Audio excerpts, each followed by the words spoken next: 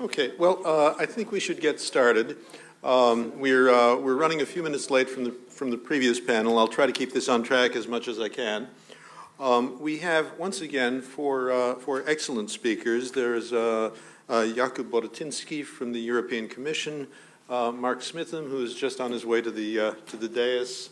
We have Aidan Ryan, and Smitham is from Microsoft, a company that's been very active in a number of industry initiatives.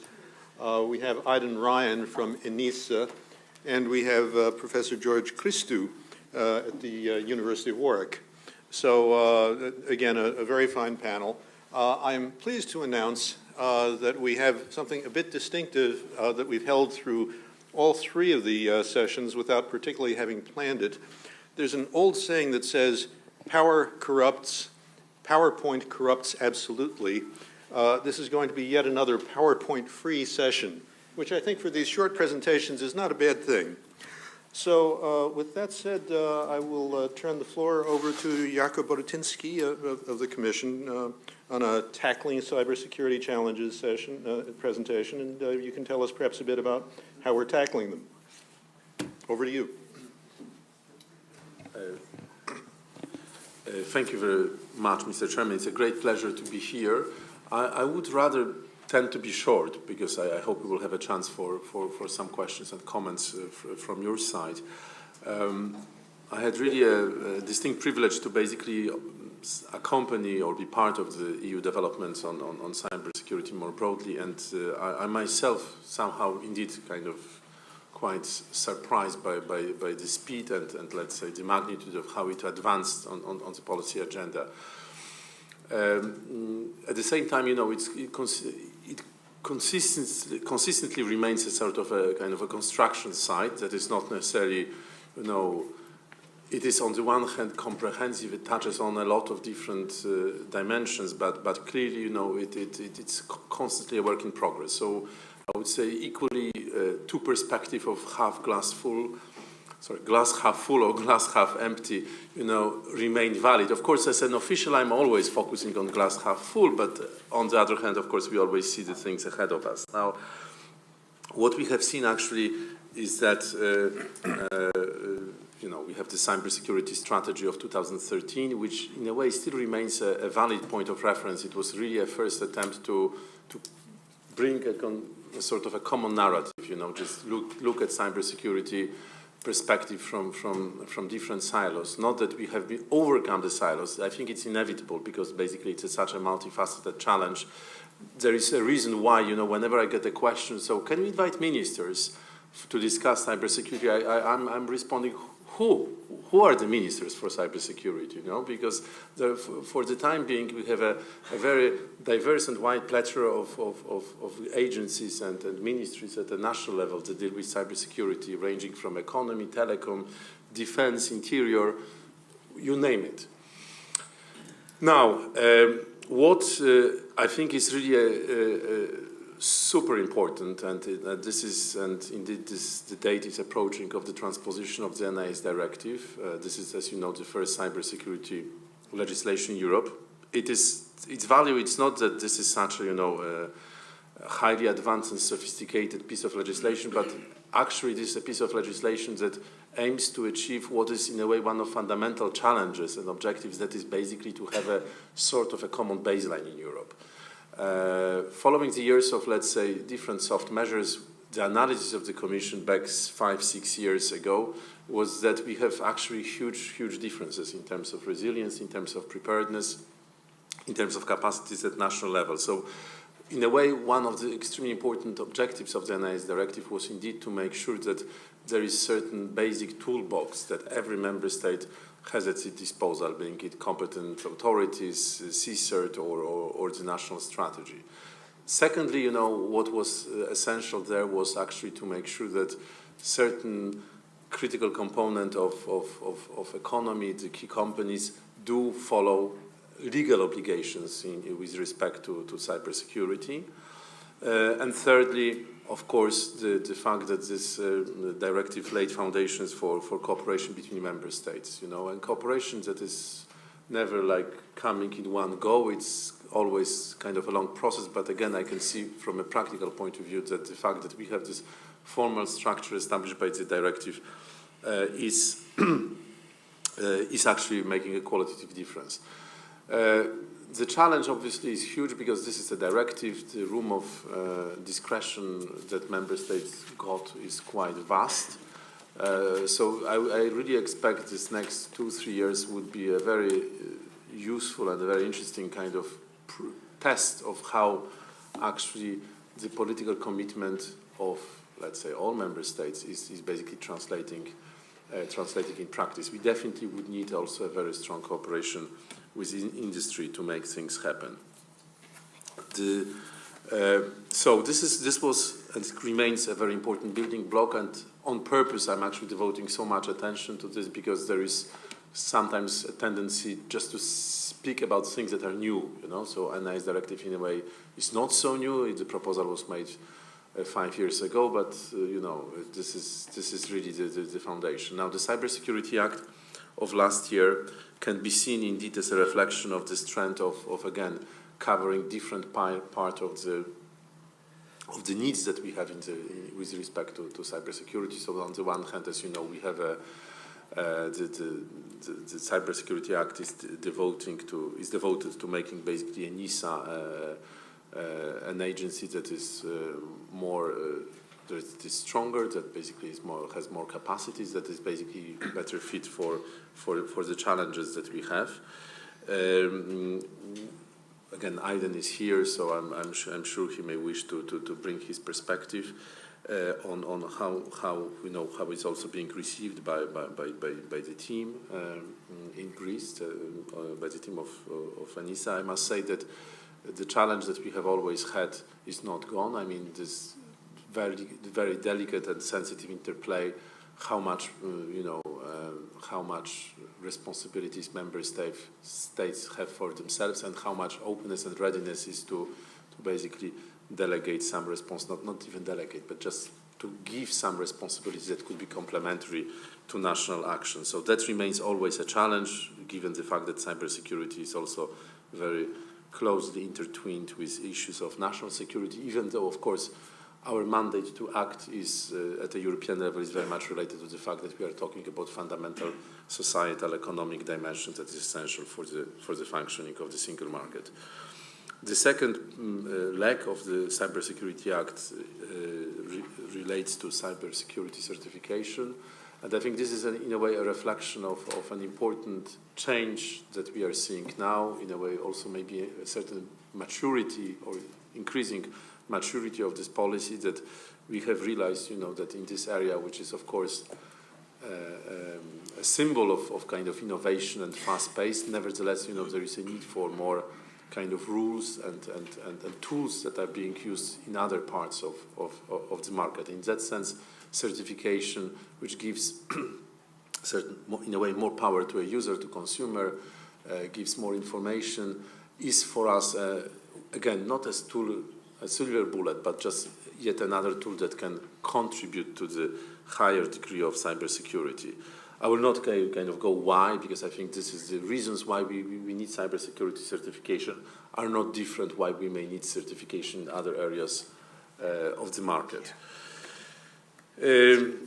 Maybe the last, so I would be happy, of course, to engage in discussing things in more detail, but I mean, our approach was that this is a first step on certification.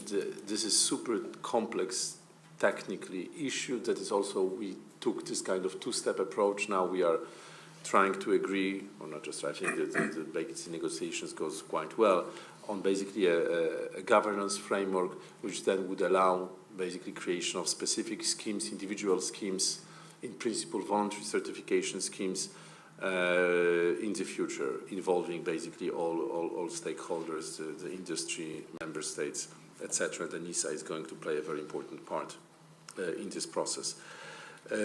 So last but not least, I want to also to mention the initiative that has been announced in the joint communication of last year of creating a European Cybersecurity Research and Competence Center, as well as the network of competence centers, which very much stems from this realization that basically if Europe wants to to remain competitive, to be a place where innovative, competitive cybersecurity products and solutions are being developed, we need to do much more in terms of pooling knowledge, expertise, and resources. And that's basically the idea behind the center. And again, you will also be probably not surprised when you will see that in the proposals of the Commission for the next financial framework, cybersecurity will feature prominently. So, as I said, it is sort of a construction site, but I definitely see quite significant progress. And what I'm also happy that with also, in a way, the budget decisions that will be taken regarding the next multi-annual financial framework with the implementation of the NIS directive, we are also coming to a situation when all those things are kind of tested in practice, so that I think would be in a way helpful and healthy. We move beyond the stage of just saying cybersecurity is important and having all kind of lofty slogans in every single speech, but this is really the time when basically we would be collectively in the European Union would be able to kind of walk the talk and demonstrate that things are changing actually in practice on the ground. Thank you very much. Thank you very much, Mr. Borodinski. And so in the previous panel, we talked about how Mr. Ansip likes to eat the salami one slice at a time. So here there have been several slices. We're now into one or two new ones. Good. Well, with that, why don't we hand over to Mark Smitham. Your company, again, has been very active in a number of initiatives, and I'd be interested in both those and in your general views on where we stand and what should be done. Thanks, first of all, for the opportunity to speak on and participate in this event. The importance for us is to be able to articulate the role of the private sector in improving the overall level of cybersecurity, not just for individual citizens or for larger companies, and not just across Europe, but overall. I like a few of the words that Mr. Borodinski has already mentioned, the idea of cooperation and a collective approach.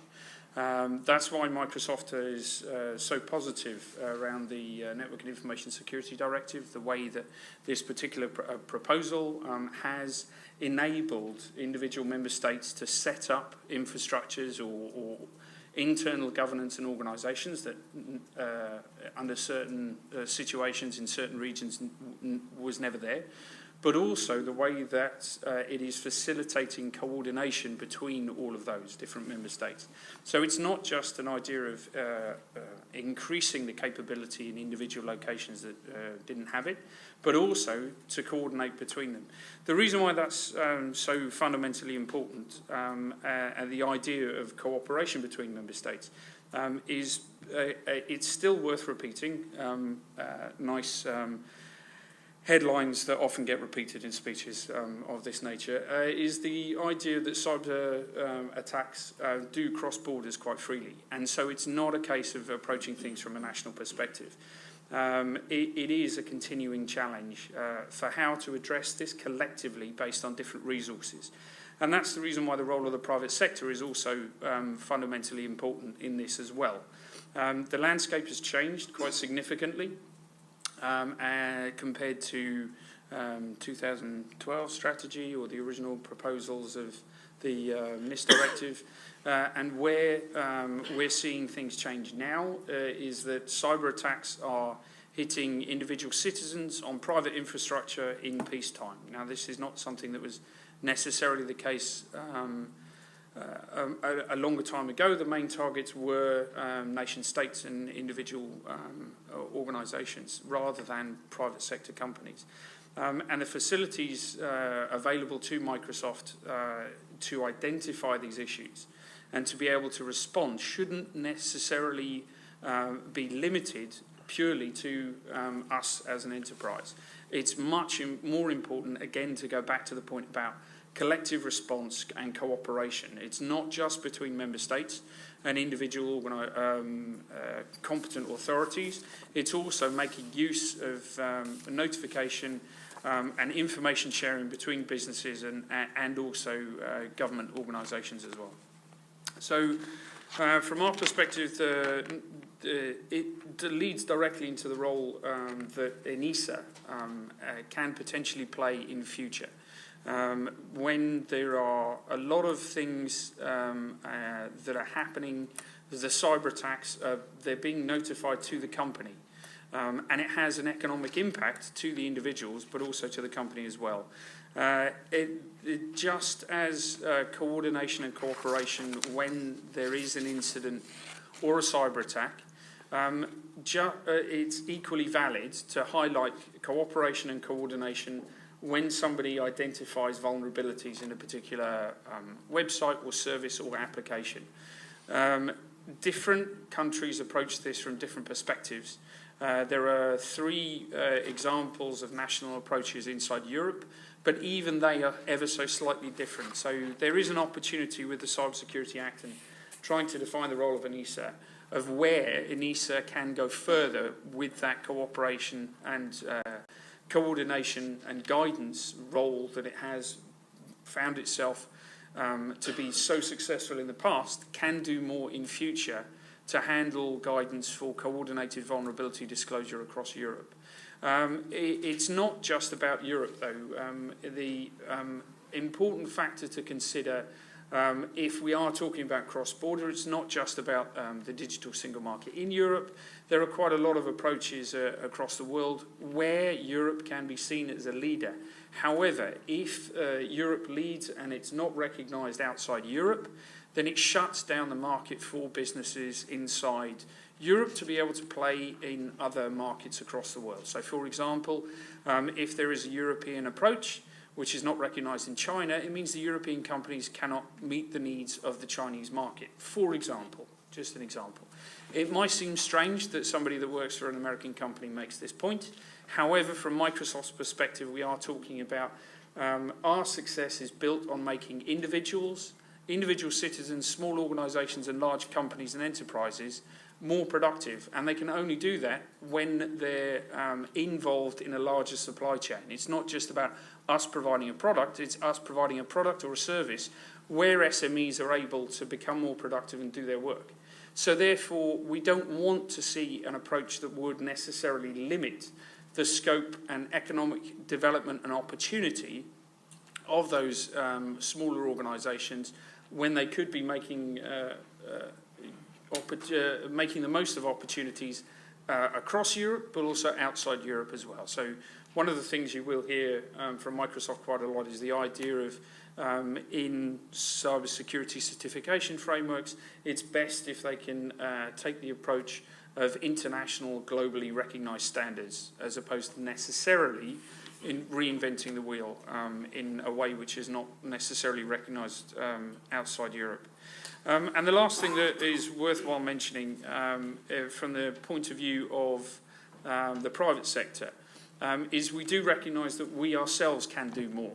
It's not just about leaning on EU institutions to suggest, coordinated vulnerability disclosure or certification and standards can't be done by business, therefore the EU institutions and national competent authorities have to step up and in order to improve cybersecurity.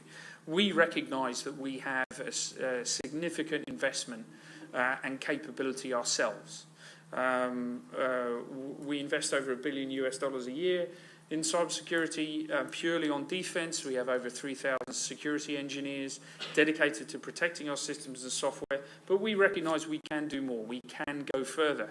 The latest piece that demonstrates this, which is worth highlighting, is last week we announced the launch of the Tech Accord with over 30 companies signing up to 4 principles to demonstrate that they commit to not allowing their systems and services to be abused for cyber attacks, to facilitate that type of thing.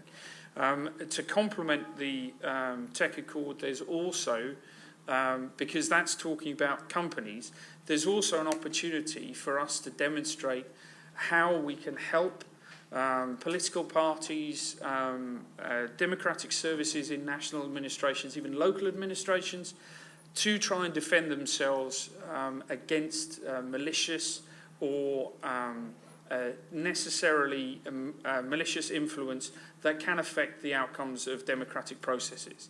And therefore, last week we also announced a programme for defending democracy, which sounds a bit unusual coming from Microsoft. Just like the Digital Geneva Convention, we are an international business. We are not in the process of inventing legislation. However, it's a programme to help facilitate the recognition and education, awareness and demonstration of how these certain organisations responsible for democratic processes can be a target for information warfare.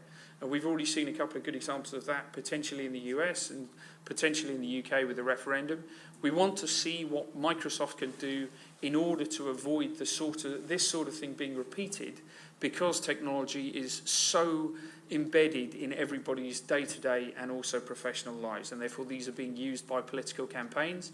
They need to know that not just the tools are being defended, because that's our commitment in order to make sure that our systems and services are secure, but also they need to understand how these services can be used in order for them to certainly defend democracy as robustly as possible. So that's the position of Microsoft, and that's where we can see there's more opportunity to go even further to improve cybersecurity in general. Thanks.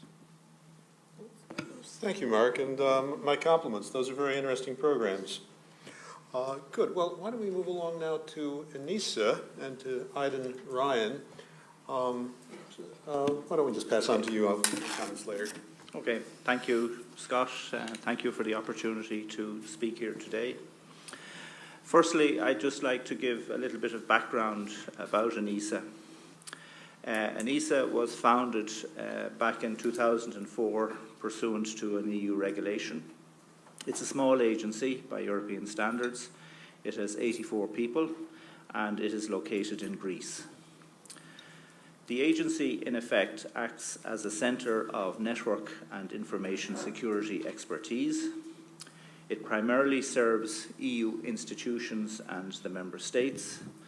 And some of the activities that ANISA are involved in is helping member states implementing relevant legislation in the area of cybersecurity, and particularly in the context of the NIS directive, work to do with critical infrastructure, and I'll come back to that later.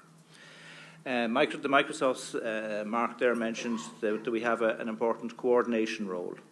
We spend a lot of time bringing together the key stakeholders, banging heads together, trying to identify what the risks are up and coming, and to try and identify solutions to address these risks.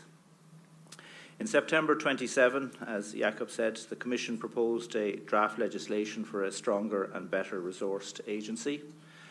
In summary, it's proposing to double the number of posts and the budget for the agency. And this is in the middle of the legislative co-decision process at the moment, so I'm limited in what can be said about it, and we have to let the legislative process take its due course. Some of the particular activities that ANISA is well known, we organise cyber exercises across all member states. The last one we had over 1,000 participants. We publish an annual threat landscape report which identifies the latest threats and trends.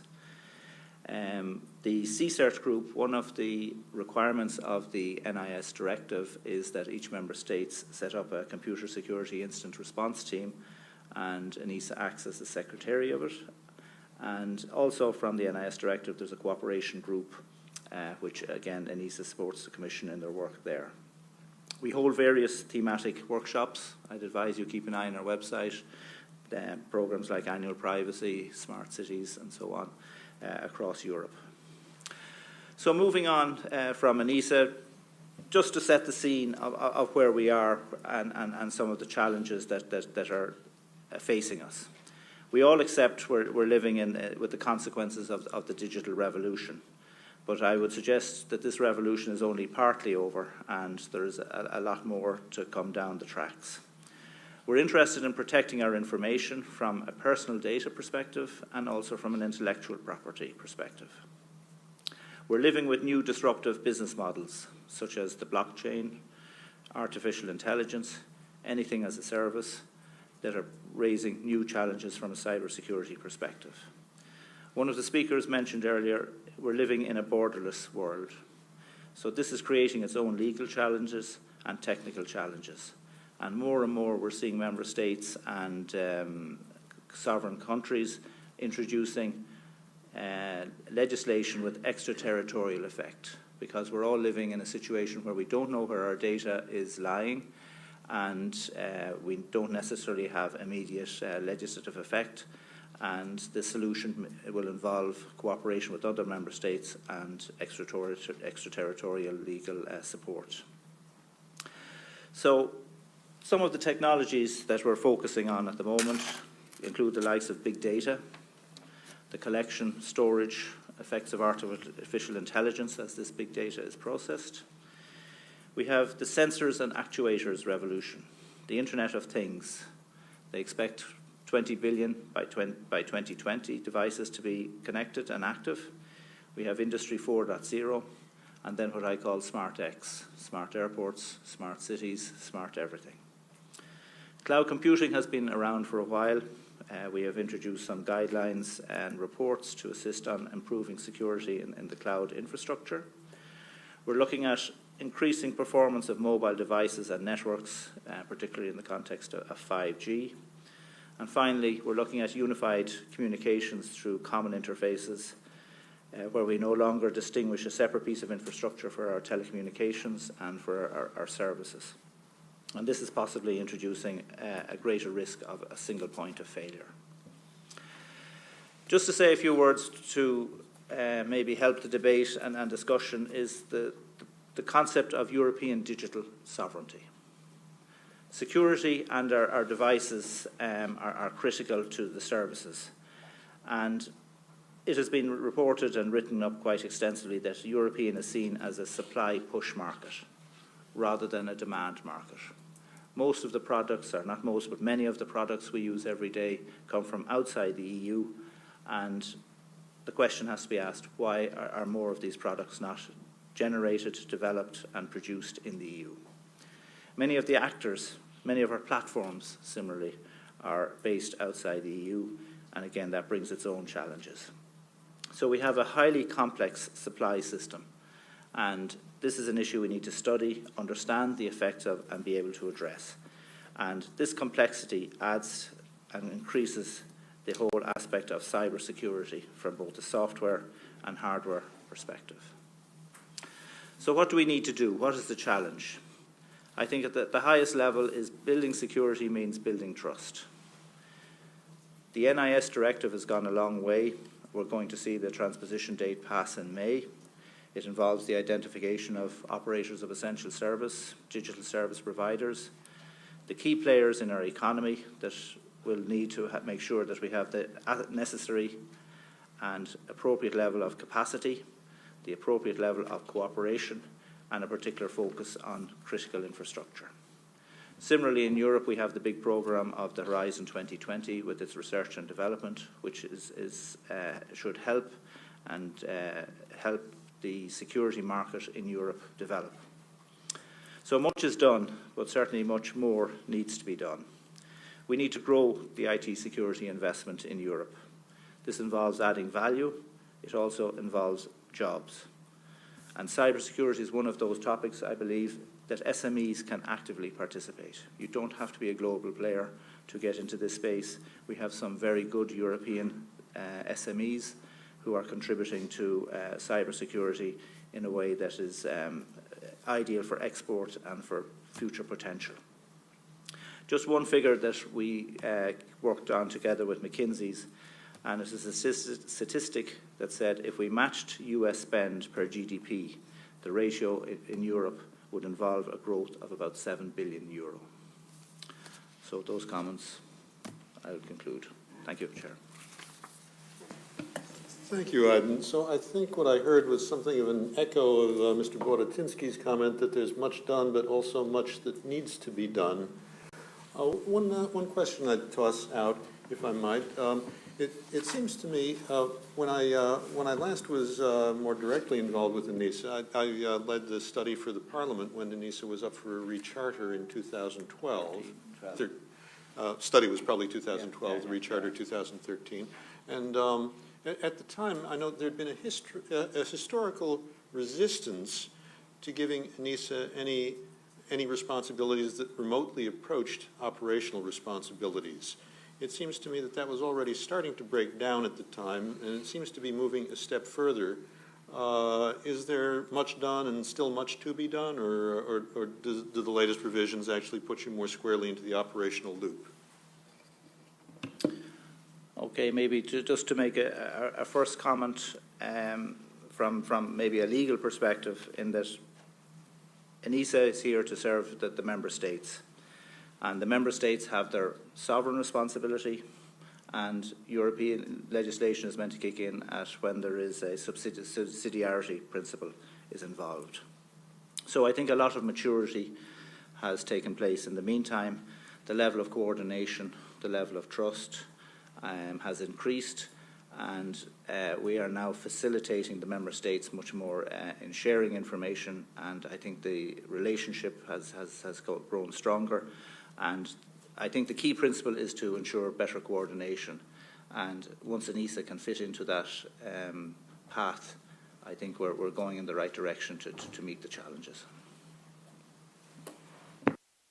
Thank you for that. And with that, I'd like to hand off to Professor Christou. I had asked him to speak last because I thought as an academic it would give him an opportunity not only to present his views but also to respond to what he had heard. And with that, over to you.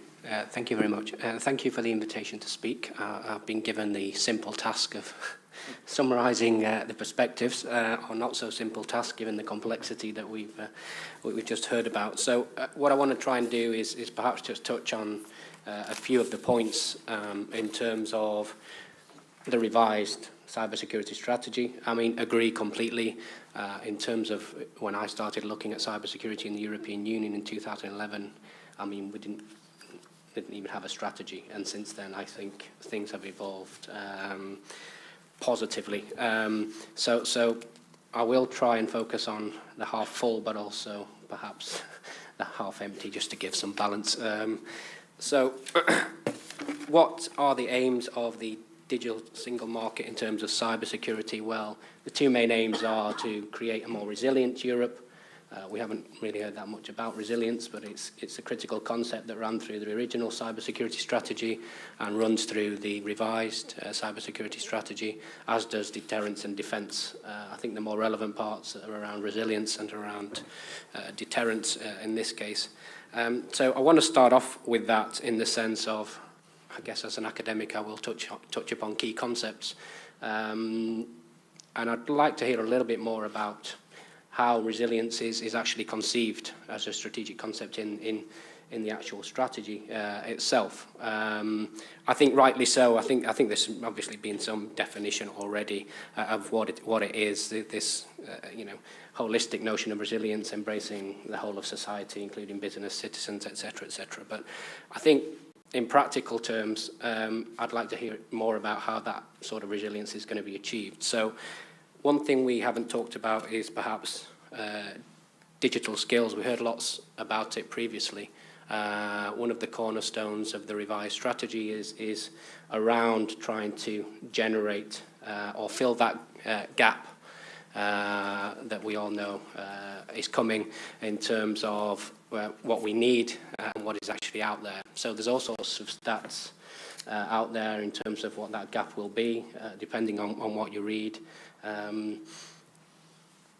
In Europe, or in a report produced by the Commission, the projected gap was 335,000.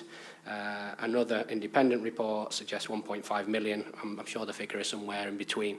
The point is, I guess, how ambitious can the EU be in terms of digital skills, given that it hasn't actually got a mandate? So there are lots of initiatives, but how will that work in terms of pulling those initiatives together, incentivising member states? This is a short-term problem. A lot of the initiatives are very positive. We've got the Digital Skills and Jobs Coalition network that sits at the centre of those. But there's a huge issue around resourcing that. There's a huge issue about who will participate. There isn't a dedicated budget. I hope in the next negotiation that there will. But at the minute, the resource for that comes from various budgets, the Regional Development Fund, Youth Employment Initiatives, ESF, etc., etc., etc. How much will be dedicated to digital skills, which I think is one of the critical issues that we face. And also in terms of awareness, how do we communicate the importance of this to national audiences? Again, there are some very positive initiatives in doing this, but how do we get to that 44% that we heard before that are actually digitally illiterate first, before they understand the complexities also of cybersecurity?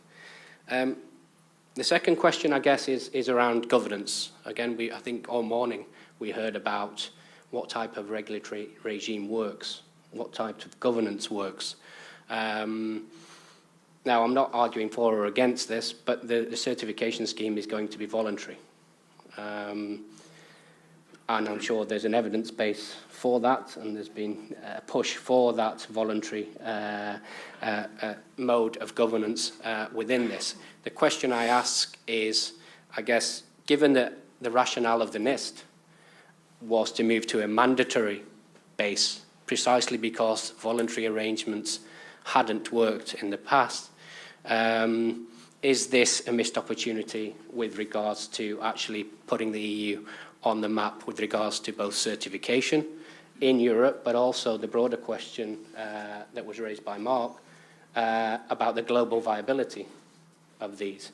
What will be the incentive of the various businesses and countries buying into this certification scheme, given its voluntary nature? I'd like to hear comments on that. I haven't got any definitive answers, but it strikes me as one of the issues in the medium term that might have to be reflected on in terms of implementation and take-up of this sort of certification framework as it's rolled out. On the NIST itself, again, very positive in terms of putting into place institutions, standards, norms of behaviour, I guess, in member states that didn't exist in all member states. So we're trying to address this fragmentation problem, I guess, this diversity and different maturity levels in Europe. Again, all very good. I mean, I think even the NIST directive, though, was watered down. Eventually, it didn't include all service providers, governmental services like the cloud, and smaller businesses as well. So again, I think as we reflect, it may be that these sorts of other providers, which are presumably also gateways for attacks, have to be included in any such directive if we're going to have a whole of Europe approach in terms of protection. And also, I guess, looking beyond implementation of the NIST, which is ultimately going to be positive in terms of building capacity across member states, the culture of cybersecurity, I mean, one of the rationales was to create a culture, I guess, of sharing, incident reporting, but also to develop a culture of cooperation. I think it remains to be seen whether this type of governance approach will lead to a trust-based, sharing-based dialogue, okay? But again, I think this is for a medium-term reflection, okay? What will it lead to, even if it's implemented? Will it move us in the right direction in terms of that sort of culture that we want to create across Europe? A third issue, again, another positive development that I saw in the revised strategy that was this creation, and I think Jakob mentioned, of the competence centre. And also around that, a network that aims to pool work on cybersecurity from the national level. I think in principle, that sort of a networked approach is a very good idea. When we drill down into what this network will do and what this centre will do, I do wonder again whether there's a missed opportunity, and this may be because of the political aspect of this, of actually creating this within ENISA, would we have not been better resourced to create such a network within the ENISA framework, in a sense, that has experience of already doing this sort of task rather than doubling up? I think there's going to have to be some careful consideration as to how to separate the responsibilities of these agencies, but broader thinking on, potentially in the future of how this sort of institutional structure that's being created will be governed more broadly. So taking a step back, I guess, on that, because it also comes back to I guess, in terms of resource, the amounts that we're investing here. There has to be new resource, whether that's about the cybersecurity industry and market in Europe, or whether that's about research, innovation, competence. And clearly, when we compare it to the US at 19 billion in 2017, we compare, for instance, the public-private partnership with industry, which is committed to 1.8 billion. We're still quite far away, and you've just quoted some figures as well in terms of the amount. So that's going to be a challenge. I'm not saying it can't be overcome. It's something to think about. And finally, I guess, and I'll finish on this because I don't want to go further, but there's this issue of encryption, I guess. And if you look at official statements and positions, there are several positions, I guess, within the EU itself on this. The position is that encryption is good if we read the revised strategy. Okay, but the practice is very, very different. And if we're talking about creating trust in a digital market, then that's going to become problematic. It is problematic already, I guess, in a sense. So, if we look at even just a simple issue of data retention, okay, from a European Court of Justice perspective, the directive on retention was annulled in 2014, but we've seen a continuation of the use of that in various legal guises in member states. Okay, so if we're trying to build trust, we've seen fragmentation along the lines of retention. And that's caused problems not just for trust, but also for law enforcement. Okay, so we're talking about creating a stronger and more resilient law enforcement ecosystem for dealing with cybercrime. These are issues and challenges that have still not been resolved, alongside the tensions between perhaps global companies and various pieces of legislation as well. So, as going back to the beginning, glass half full, glass half empty, lots has been done, lots has been proposed. I think, the practice is going to prove, I think, critical. And I'm going to leave it there, and I think there's lots to discuss anyway. There's lots of other points, not even talked about Facebook or any of what's been going on recently, but I think there's lots of other challenges as well. But I'll leave it there. Thank you. Thank you very much. I'd like to thank all of the speakers for keeping to the time. And I'll toss out one question, I think, to get us going, and it really picks up on something that you tossed out, George.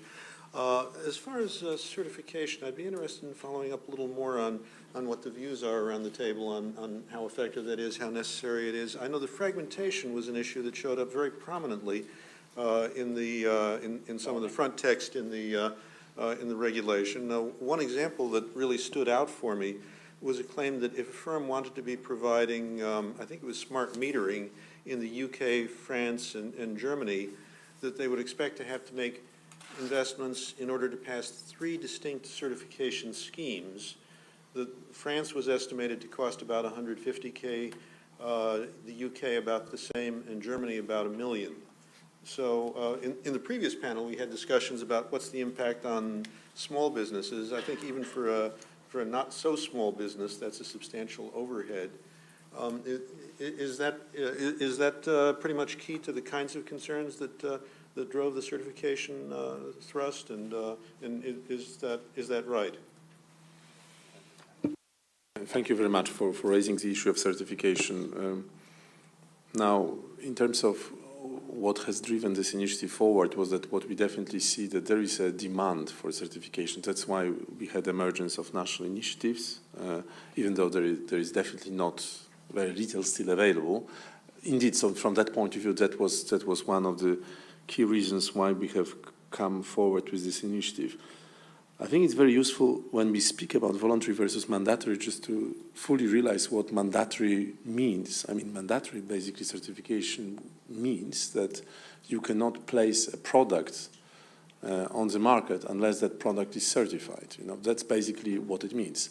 So we felt that actually making such a decision for almost, I would say, infinitely broad scope of products and services that kind of come under the ICT product and services that may require different type of cybersecurity features, I mean, would completely miss the purpose. I mean, now, this is the, let's say, my opening point. Secondly, the approach that we have taken absolutely does not exclude mandatory nature of specific use of cybersecurity products and services. So first of all, there is a clear reference to the future legislation that may actually require mandatory certification, and the link that we are making that if there is such a specific sectoral legislation, for example, requiring like some type of medical devices to have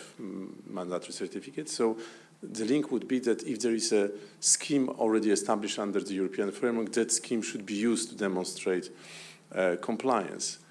Secondly, de facto, I mean, what we are proposing is basically a certain opportunity for the market and for the businesses. Already today, we have obviously a number of instances when certification is required, notably in the context of some situations where public procurement is being applied, where national agencies purchase ICT products which they want to or specifically even cybersecurity products, and they want them to be certified. So this is going to be the case, and with the European schemes in the future, what we are actually doing, we are definitely eventually lowering the cost for the providers, because they would basically at some stage will not have to have a French and German and another certificate, but they would be able to produce a European certificate. And that may also actually eventually lower the cost of entry for small and medium-sized enterprises.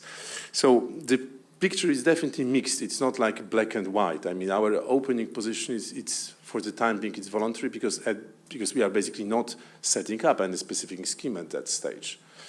So I think this flexible arrangement would basically allow the use of certificates to be, frankly speaking, primarily driven by the market needs and by the needs of the users. Because again, there could be, even the same product that, depending on the risk environment, would basically necessitate a completely different type of, response from the user. So I think, again, a blunt sort of solution would simply not be fit for purpose from our perspective. Thank you. Thank you. And let's see, there was a special role for ENISA envisioned in the certification as well. Yes, thank you, Chair. Just to build on the comments made by Jakob, Europe has a history in this certification. It goes back to the initiatives back in 1992, which resulted in SOGAS being created. And I think the lesson that we learn from that is that the certificates that have been produced in Europe have value both for Europeans and also for Asia and countries well beyond Europe. It is seen as an element of trust, and the history has been good there. So what is being proposed now is a flexible network which addresses what many speakers spoke about this morning, the difficulty of having a fragmented market where you needed lawyers and regulatory sections for 27 countries to bring something to the European market. And what was proposed here in the European context is going to meet that requirement and should be of assistance to industry, both the big players and the small players. As regards the proposed role by ENISA, It's a facilitatory role. Again, it's a coordination role. It's bringing the stakeholders together, identifying how the scheme will be run. There will be a number of loops and checks through the process before it gets through. So it's a cooperation model to try and address a problem and create an opportunity for Europe in a global market. While we're on that, is a mere doubling of Anissa's budget enough to handle all the new responsibilities? I'll put you on the spot a bit, perhaps.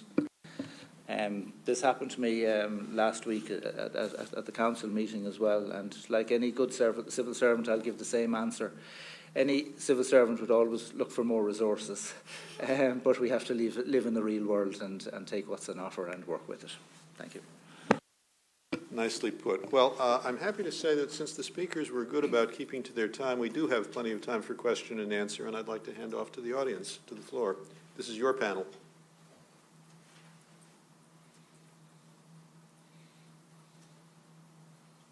Early tea break. How can that be? Yes. Generally, I'll ask people to introduce ourselves. I think everyone has already figured out who you are, Roland. I have a question on to what extent the Commission is thinking about extending their activity to the global level, because I believe that cybersecurity is an issue which cannot simply solved on a pure European level, but that we probably need some basic rules on the global level to tackle the most critical problems we have. So a lot of attacks are coming from outside Europe, so probably we need some kind of cooperation at the global level, some basic global rules. Is there anything in the pipeline you're working at?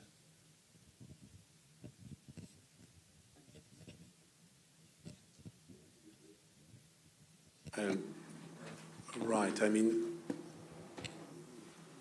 let's say the agenda is quite vast, so I don't work on those issues on a, let's say, daily basis, but what I can share is the following. I mean, first of all, it is certainly, I mean, a global challenge. That's why from the very beginning, if you even look at the first EU cybersecurity strategy, there was this approach that we have to address thoroughly, let's say, internal EU dimension, but equally the external dimension. That's why it was a joint communication of High Representative for foreign policy and of the European Commission, and that basically is the approach that kind of continues.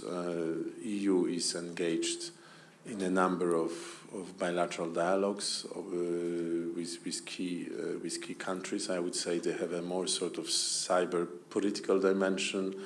These are led by External Action Service, as well as, let's say, more technical market dimension, where the department of the Commission that I represent takes the lead. The issue of, I think, global framework, of course, is a very, very hot topic, and it very much also is part of a, let's say, profound debate about the model of internet. You know, the question, let's say, more of, let's say, the Europe and Western-supported multi-stakeholder model versus a more kind of government-centric or dominated model pursued, for example, by China or Russia. And cybersecurity is, in a way, cannot be kind of isolated from this context, you know, because that basically leads to situations when cybersecurity is somehow differently understood or defined. That's why I think it is so difficult actually to make for a sort of very kind of significant leap forward. I think what we definitely see is that we have different types of engagements and dialogues, but again, looking at this from a certain distance, you know, I must say I do not necessarily expect like as I said, major leap forward very soon. Sorry that I was not a bit more concrete, but anyway, you know, I just have to also recognize the limit of my competences. I don't follow these issues on a very sort of daily basis. Well, if I could perhaps with a short follow-up, it seems to me there was a recent, not so recent, a very short communication about European response to coordinated attacks or to incidents that involve multiple member states, incidents that are beyond the capacity of a single member state to respond to, if memory... Right. Yeah. Could you perhaps speak a little to that? Yeah, of course. I understand we speak about the recommendation of the Commission for so-called blueprint, the joint... Yeah, that is okay, right. This is actually, I would say, something that is not linked so much to per se to external dimension. Of course, there is an external dimension possible, but basically the thinking comes from the realization that we had over last years worked on different types of crisis response mechanism at EU level in view of the fast-changing cybersecurity landscape, the diversity of, let's say, cybersecurity actors. We lacked basically a clarity on how, in a way, the cyber component of a possible future crisis should be tackled. So, as part of cyber security package of last year, the Commission came up with a recommendation on how basically to coordinate action in case of large-scale attack. This was not just like a recommendation coming from the Commission, but that was basically based on the consultations with member states and with different types of mechanism. Now what we are, so I anyway recommend basically this to have a look at this document. It is basically centered around the issues of situational awareness in case of crisis, basically how to make sure that basically decision makers have a right information at hand. Also the possibility of coordination of a response, and finally public communication. So these are basically three areas of what has been discussed. What we see, and what is very positive, is there is definitely an interest from member states and from the Council to follow up on that. And again, we expect some further, let's say, steps by the current presidency. So at the end of the day, there would be basically, as I said, more clarity on how these different actors would work together. ENISA, Europol, EC3, the Council crisis management mechanism. What would be the input of those different actors? And then, indeed, there is a link with an external dimension where basically this type of a crisis comes is basically inspired or orchestrated by an actor coming from outside of the Union. Yes, indeed, then it complements basically what EU can do in those matters. And we also have a so-called diplomatic toolbox also, which reflects also a growing awareness and understanding among member states on the need to agree on what type of tools, including diplomatic tools, EU could use in such situations. Thank you, Chair. Just to add and make 3 points. As I mentioned earlier, the whole concept of legal extraterritorial effect is becoming more common across various jurisdictions. In the European context, we see that in the GDPR, reaching outside Europe. And then I recall in the last few days, the eCloud Act has been introduced by the US, again, to have a similar effect to address some of the challenges of accessing evidence. Second point is, I mentioned we do exercises. We have done exercises with third countries as well, and participated with third countries organising exercises to learn from our experiences. So that has helped to build up relationships between key actors who would participate in the event of an incident that would have, where there would be at least an established trust in place to facilitate information. So the whole role of coordination and outreach is one of the key issues, and then the structure that's underpinning that is the blueprint, which was just described at the coordination at the various different levels to make it as effective as possible. Thank you, Chair. Thank you very much. And while we're on the international dimension, then I'd like to give Mark Smitham a chance to speak. Microsoft is a global corporation, and the initiatives that I'm especially thinking of the forensic cooperation that you proposed as part of the Digital Geneva Convention, this idea that identifying what the source was for an attack and that there should be international cooperation on that seems to me to be directly relevant to this. Thanks. I did mention in my original opening remarks that Microsoft makes a large financial investment in order to defend our systems and services, and we have over 3,000 security engineers to defend our systems and services. But it goes beyond just the figures of the resources and the quantity of staff available. It's also how they're structured and how they cooperate externally.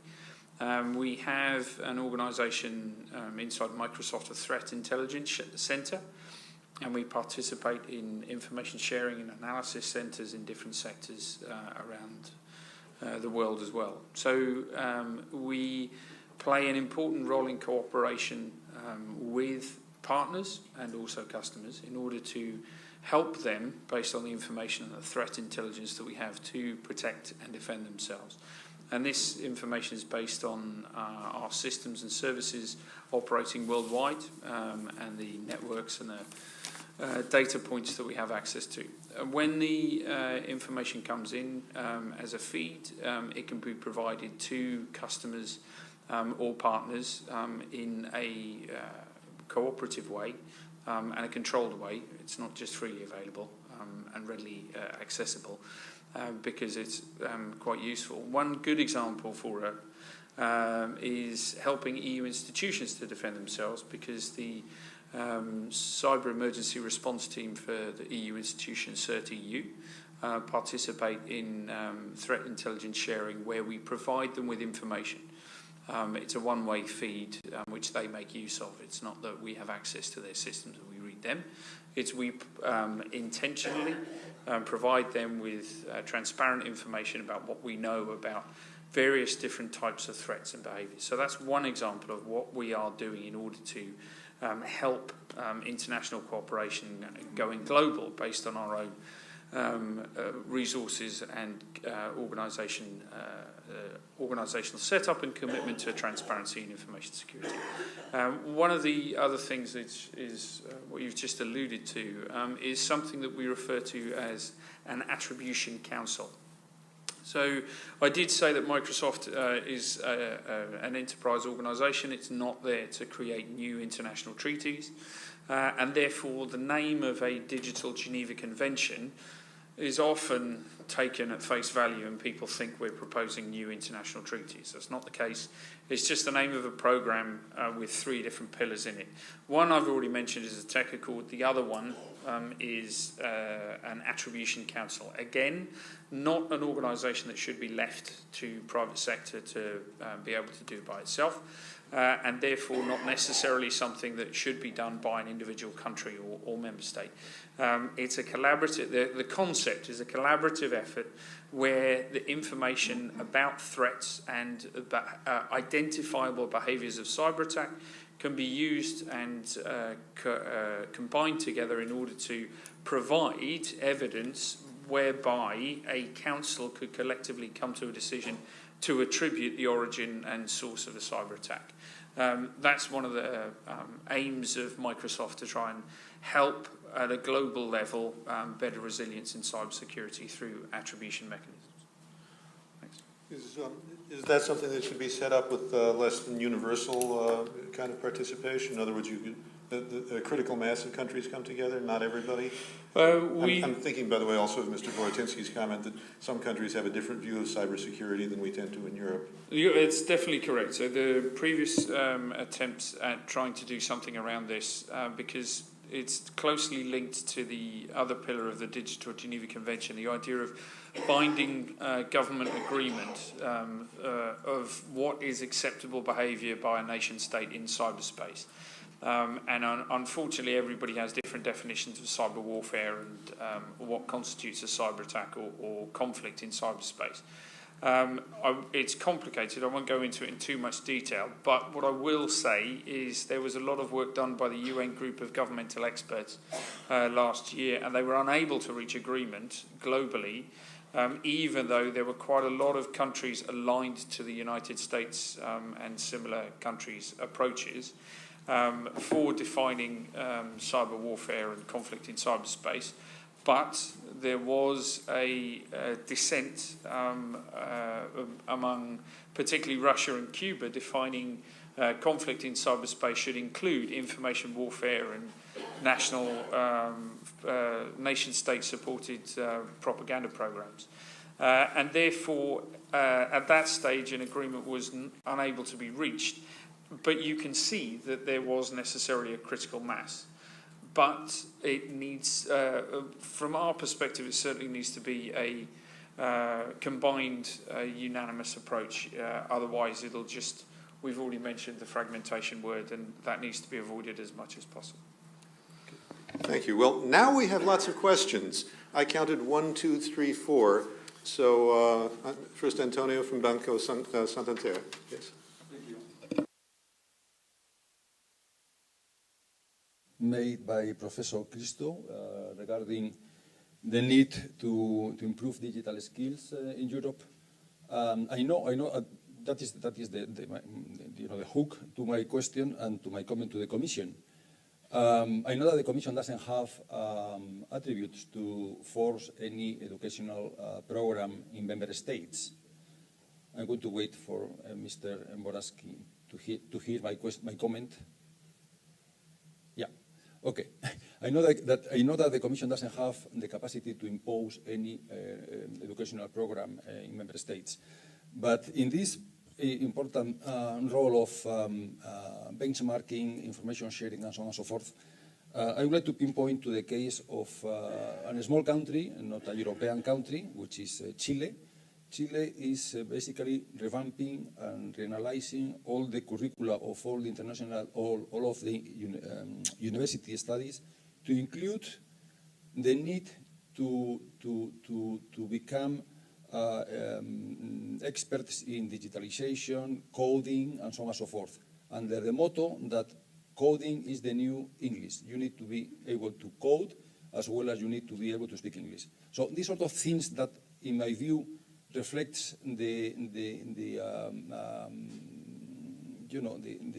how advanced can an educational system become.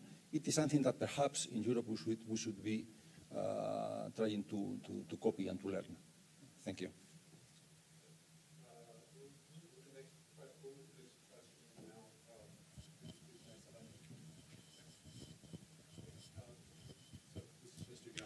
Yeah, Kurt Geiser from Backbone Consulting. Yeah. Okay. From Backbone Consulting in Germany, a question for Mr. Boratinsky.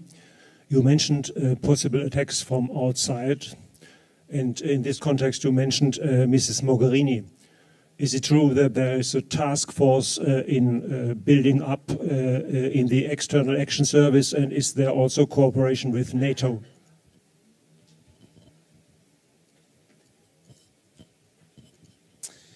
Bodo Richard, European Federation of Accounts and Auditors for SMEs. Mr. Ryan, you mentioned some good examples of SMEs for cybersecurity.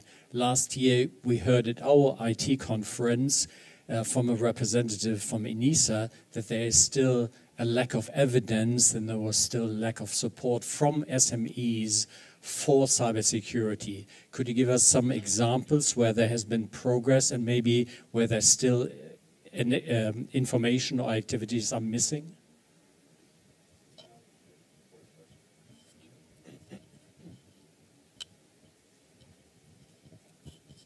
Good afternoon. My name is Alexandra Major. I'm on the Central Bank of Austria. You mentioned the issue of certification, which surely is an important issue.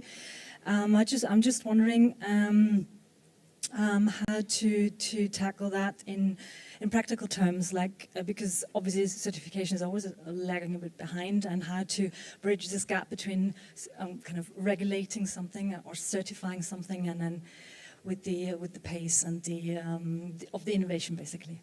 Thank you. With that, I think we'll move to the answers to the 4 questions. First, Mr. Boratinsky, since he has to leave.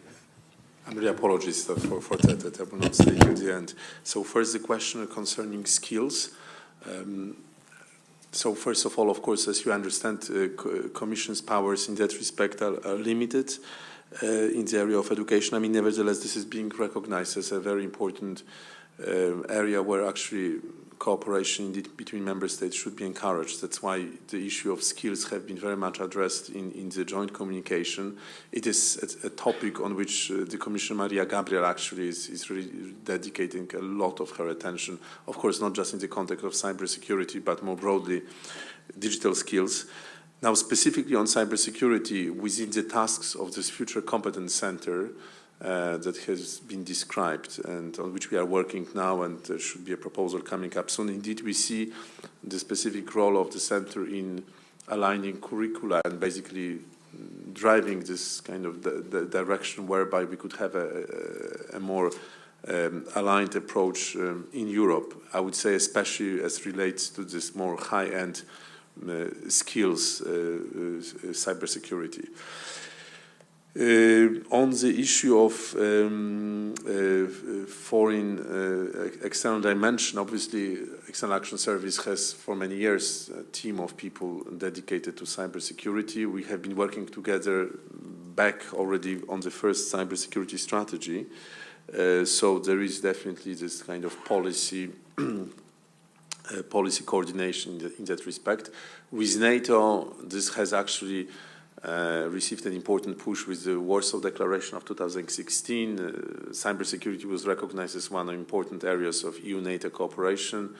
One practical example is so-called parallel exercise between EU and NATO on actually hybrid issues, but then, of course, cyber is playing an important component. And finally, on certification, I think you're absolutely right. This is really, really very, very challenging. I mean, what we propose is not going to bring the results immediately. So, but what we are actually, because as I have said, now we are just basically discussing the governance framework. But what is already happening now is the discussion in which basically NISA is also playing an important role with the stakeholders, or what are basically the priority areas of certification, what could be the first schemes, and again, one of obviously a good candidate is in existing intergovernmental schemes such as SOGA-IS to become actually a European scheme under the framework.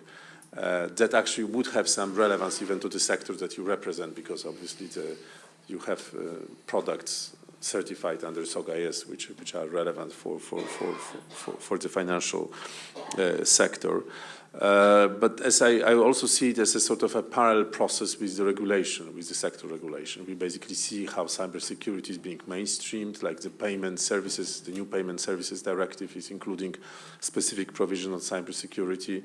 One of the ways to actually to implement risk management or obligations or obligation under NIS directive to put in place appropriate security measures would be actually to use certify. I'm saying one of such possibilities, not like, again, a silver bullet, but one of the possibilities would be indeed use of certified cybersecurity product and services. So we would see this kind of, like an interplay and in virtuous cycle where basically regulatory progress can actually be reinforcing demands for certification, and at the same time, basically the increased opportunities coming from the regulation would also be beneficial for the industry offering this products, but ultimately, of course, would benefit the resilience and the increased level of cybersecurity in the internal market. Thank you. Very much for that, and thank you very much for your participation on the panel. I know you'll have to leave in a second. Let's see. We'll hand off at least one of the questions. I think was straight to you. So why don't we let you speak next? Okay, in relation to the question on SMEs and SME participation, ENISA organises annually and has for this is the 6th year, an industry event focused on SMEs. And in fact, the 2018 event is scheduled to take place tomorrow here in Brussels.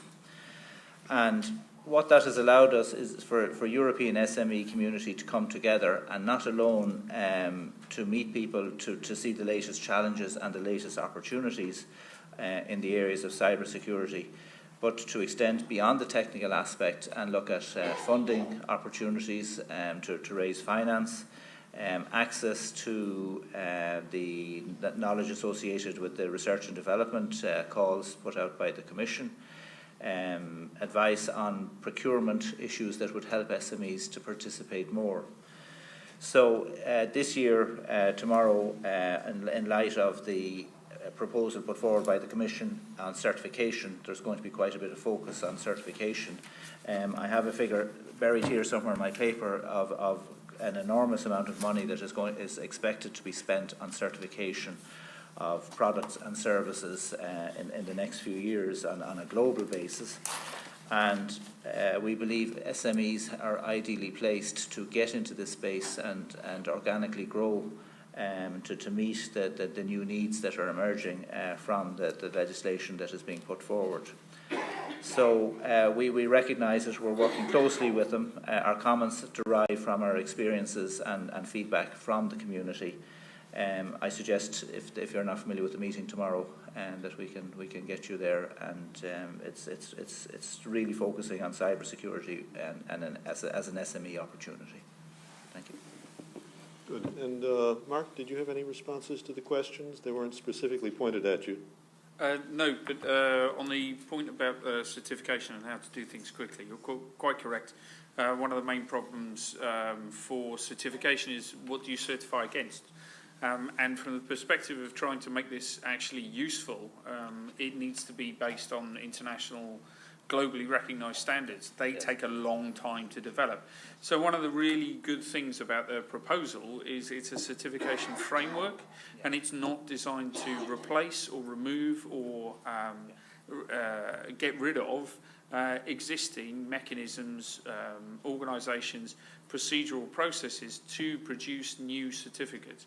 With the existing framework, existing tools that are already in place, the aim of the framework is to make sure it's one at the EU level, one certificate in one member state is recognised across in another. How that's going to work in practice is another matter, but it does mean that, in effect, where SOG-IS, good example, is only applicable in 14 member states, it will mean that it'll next, without any effort, be recognised across the entire of the Union. So that's the advantage to an immediate impact. It'll take a while for that to kick in. Okay, and George, over to you for the last word. Oh dear. All right. Okay. A word then. I'm not sure it can be the last word. I mean, I was just going to comment on the institutional capabilities of the EU. I mean, the European External Action Service takes the lead on a lot of the external. We were asked about the sort of global external initiatives, but you know, at the last count, I thought there was 4 people in the unit, right? I think there might be 5 now. So from the perspective of trying to negotiate dialogues, there's strategic bilateral cybersecurity dialogues, and then all the global platforms that they participate in. I think there's also very much a resource issue within the EAS in terms of how much can actually be undertaken and promised in terms of the perspective of concrete action. I've done a little bit of work on the sort of Japan EU and China EU cybersecurity dialogue, and there are various structural as well as cultural problems and problems of ideas of how the internet should work in those.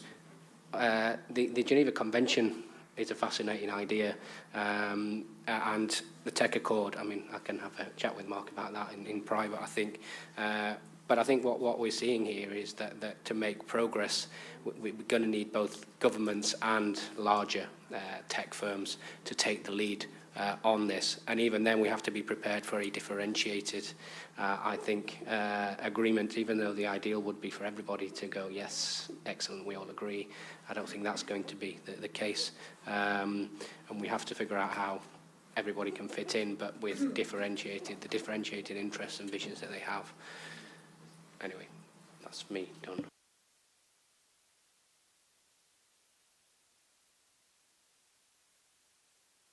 If no one has other remarks that need to be made, then this is a good time to hand off to the next panel, and we are almost back on schedule. So, thanks to the speakers.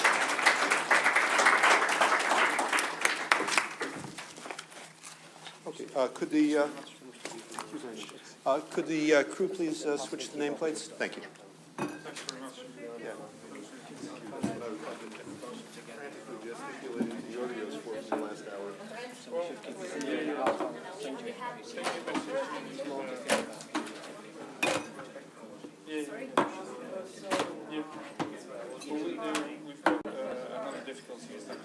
You're happy enough with that? Oh, I'm delighted. Thank you. Good job.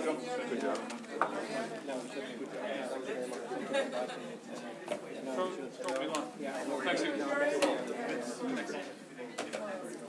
Great to meet you. I'm going to follow up on that. I agree with you on the vulnerability business. Yeah, sure. Close relationship with all the entities. Yeah.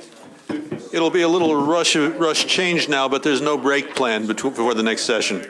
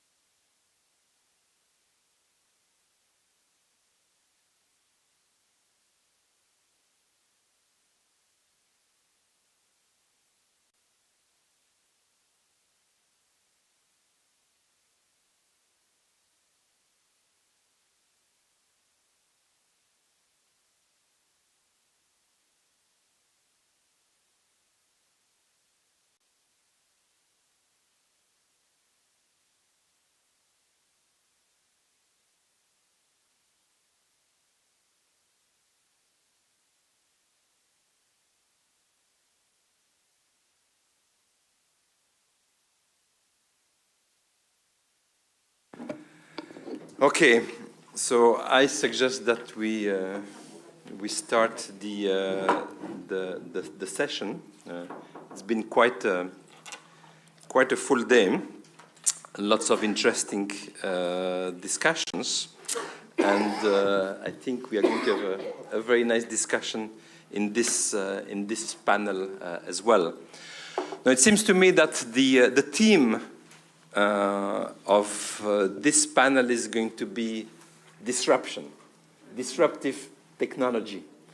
I hope also we can have disruptive ideas, but I think that is really what we are meant to discuss. What is the impact of this disruptive technology?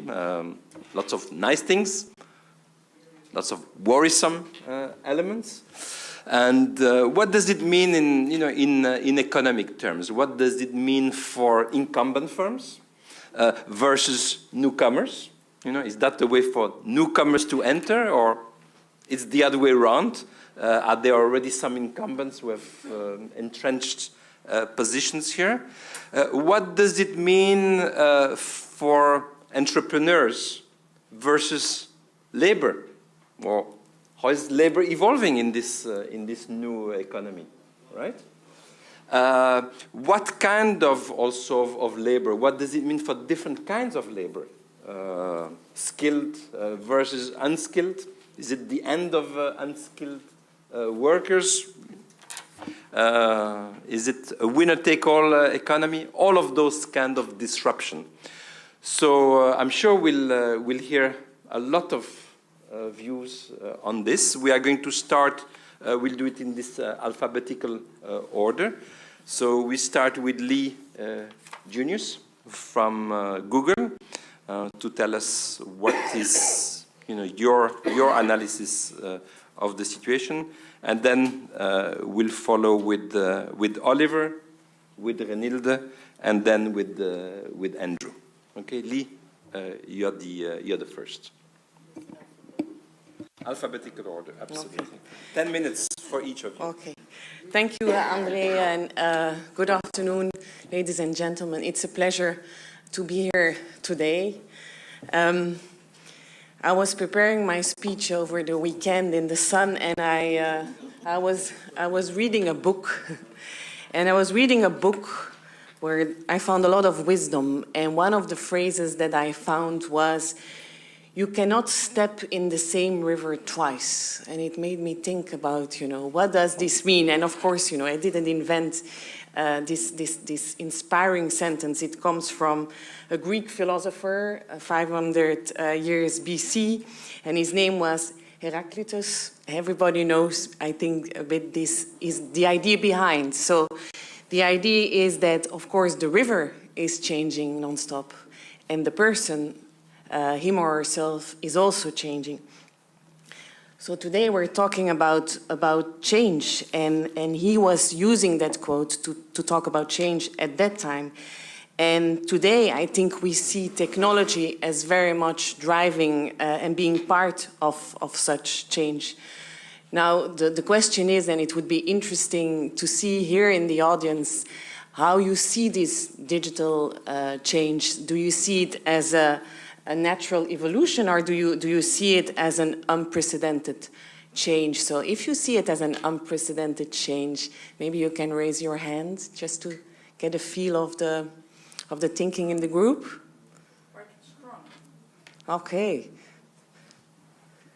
Some very clear opinions here, so I think that's good for the discussion later on. So representing Google, we believe, that technologies is offering us a lot of opportunities and benefits for the society at all. And that means that over the 18 years that the company has existed, we had to embrace non-stop change, and we had to adapt.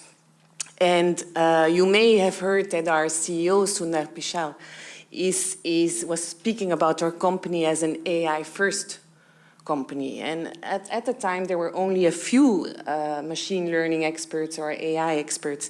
And then we realized that, of course, everybody in the company needed to be an AI expert or have some level of expertise. And I think everybody in the room should have some machine learning or AI expertise. And if I can invite you after this panel to follow the very simple 3-minute machine learning crash course. If you Google it, you will find it immediately. It tells you a bit what this AI concept is, or machine learning concept is about.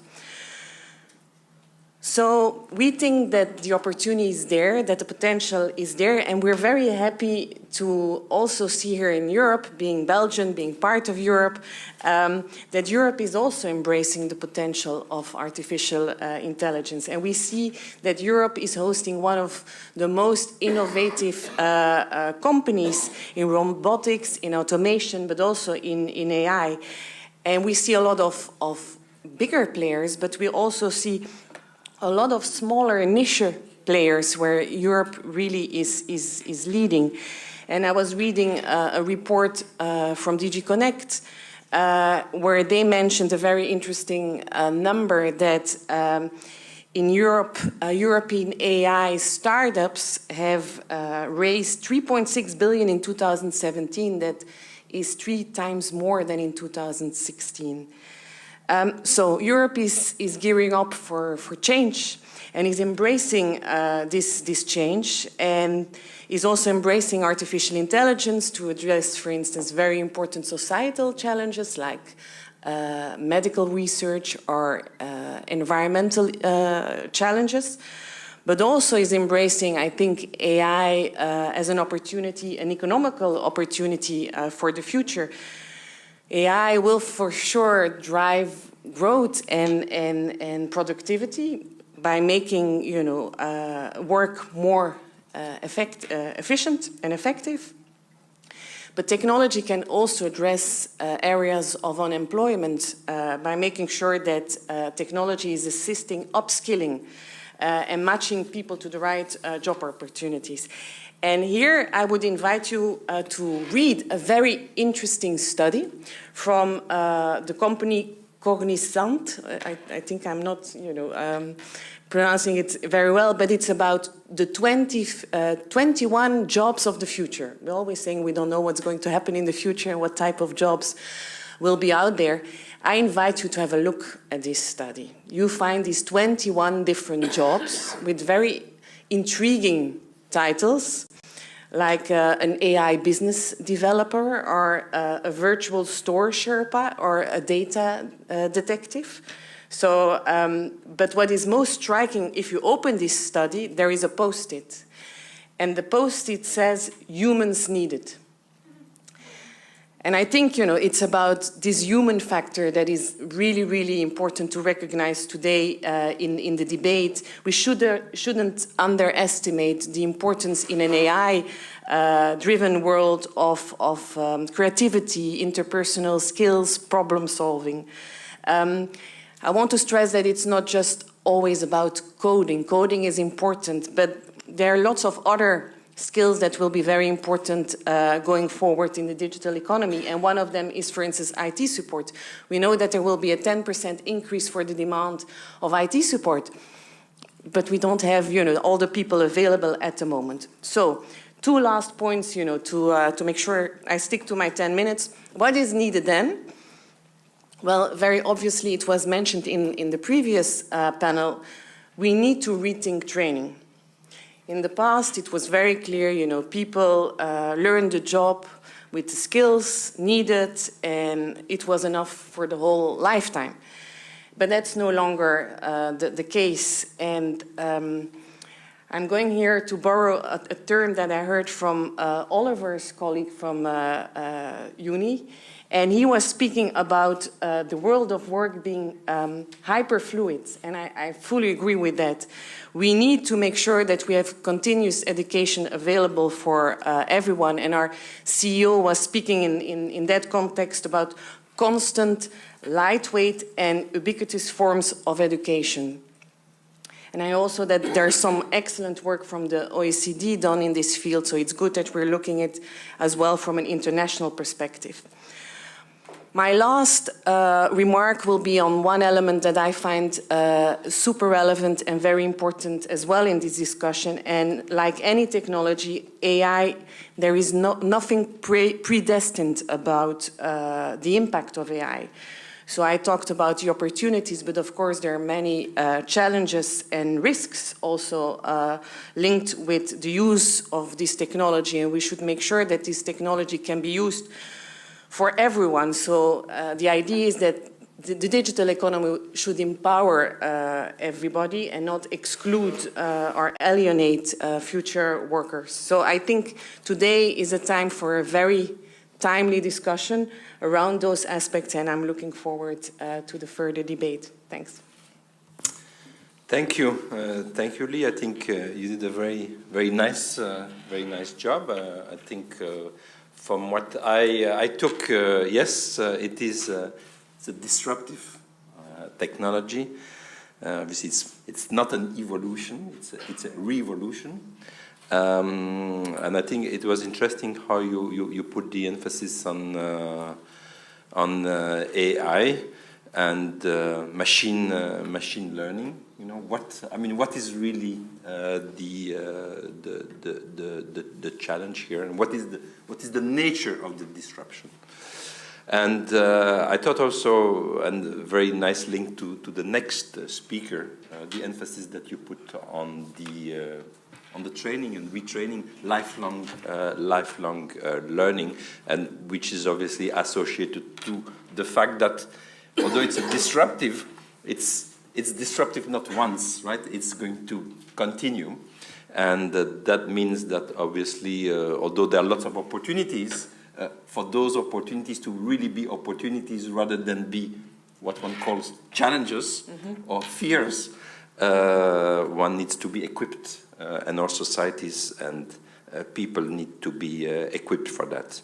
So I think that's a perfect way to move to the next speaker, Olivier Reuting, the regional secretary of UNI for Europe, representing services workers, right? So you are representing different labor unions, not a labor union, right? You're a grouping of labor unions, but essentially in the services sectors throughout the world, but you are representing the European unions. So looking forward to hear your viewpoint on this. Thank you, Andre. And Uni-Europa is a European Services Workers Union, and so we organize and cover the services which are not public services in the more narrower sense of public administration, etc. I want to pick up on two things what Lee and Andre has already said. There was one thing, what does it mean for workers? And I think it's not actually the end of low-skilled workers. If we want to go into it, it's probably in the first place the end of mid-skilled and mid-paid services workers as we know them over the last 100 years. I think that will be one of the key challenges. The second challenge, and there Lee was also referring to it, we have a revolution there. The problem of this revolution nowadays, when we look at it to previous ones, is actually it most likely will be a permanent one. We are not stopping, but we are going on.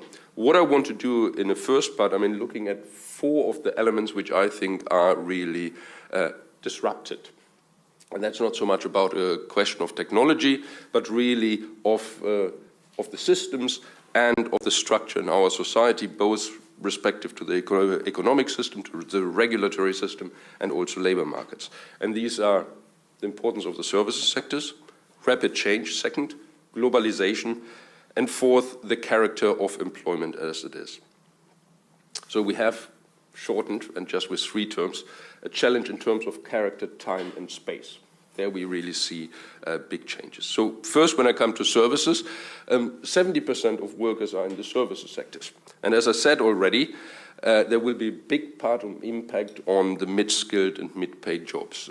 I remember talking to someone from the insurance sector, and they basically said, well, in our company, in 5 years' time, and that is already 2 years back, we only need about 20% of the staff. Or we hear in Germany from some of the banks that there's a reduction of over 50% foreseen. So where are those jobs going? And I'm still from a generation. You didn't go to university in Germany first. You first went to your bank and had an apprenticeship there, and then you had a job for life, and then you could, with the money of the bank, go further and go to university, and you had a clear career. That's gone, and for my grandmother, for my mother, after the Second World War was, she should become a tailor, and you have a safe job ever, because tailors are always needed. Both assumptions are not really that good anymore. So there is a problem. What do we do with the mid-skilled jobs? And let's be quite clear. This is a middle class, which is a backbone of our society, certainly in Europe. And they are challenged, and their challenge is actually reflected in the political system when you look at voters. They are afraid. And being German, you really are somewhat reminded of the times of the 1920s and 1930s and the insecurity. So that is one of the challenges. The second one is rapid change, and that is this permanent revolution. I heard from someone from an IT company who said, basically, we changed our long-term planning from 5 years to 3 years. Or another one from a bank CEO who said, well, you have to imagine that the technical change we are facing in the next 5 years is the same as in the last 20 years. But he meant this dynamic. That means basically every 5 years are the last 20 years. So you have actually a situation which reminds me of the story of the invention of the chess game. Some people might have heard it. The inventor was asked by the king, what do you want? And the inventor was a bit annoyed and said, well, you put a rice corn on the first one, double it on the second, and so on. And the emperor was laughing until he had calculated that it was totally impossible to give it. And so the question is, are we getting in a situation where there is just overload by the speed of change? And what do we do about this? And that is a very simple example. If the time period is about 3-5 years, how do you want to plan your future? As a company, as a country, or as a person? Just imagine you decide, in 3-5 years my skills are outdated and I go for this new skill set. But in 5 years it might be a totally different skill set. And how frustrated are you, and how much resources as an individual but also as society have you wasted? So what do we do about it? The third issue is globalization. How do we deal with a situation where actually the regulatory systems, the societal systems, which are still national in nature, don't really have full grip on it. One example is when you go to the big multinational companies, you can't really say that their top management comes from one country or is really in alliance with any particular company. They are made up with a combination of interests. You have the situation of a global value chain. You have global sourcing. It's not one country which actually provides all the sources that the company needs.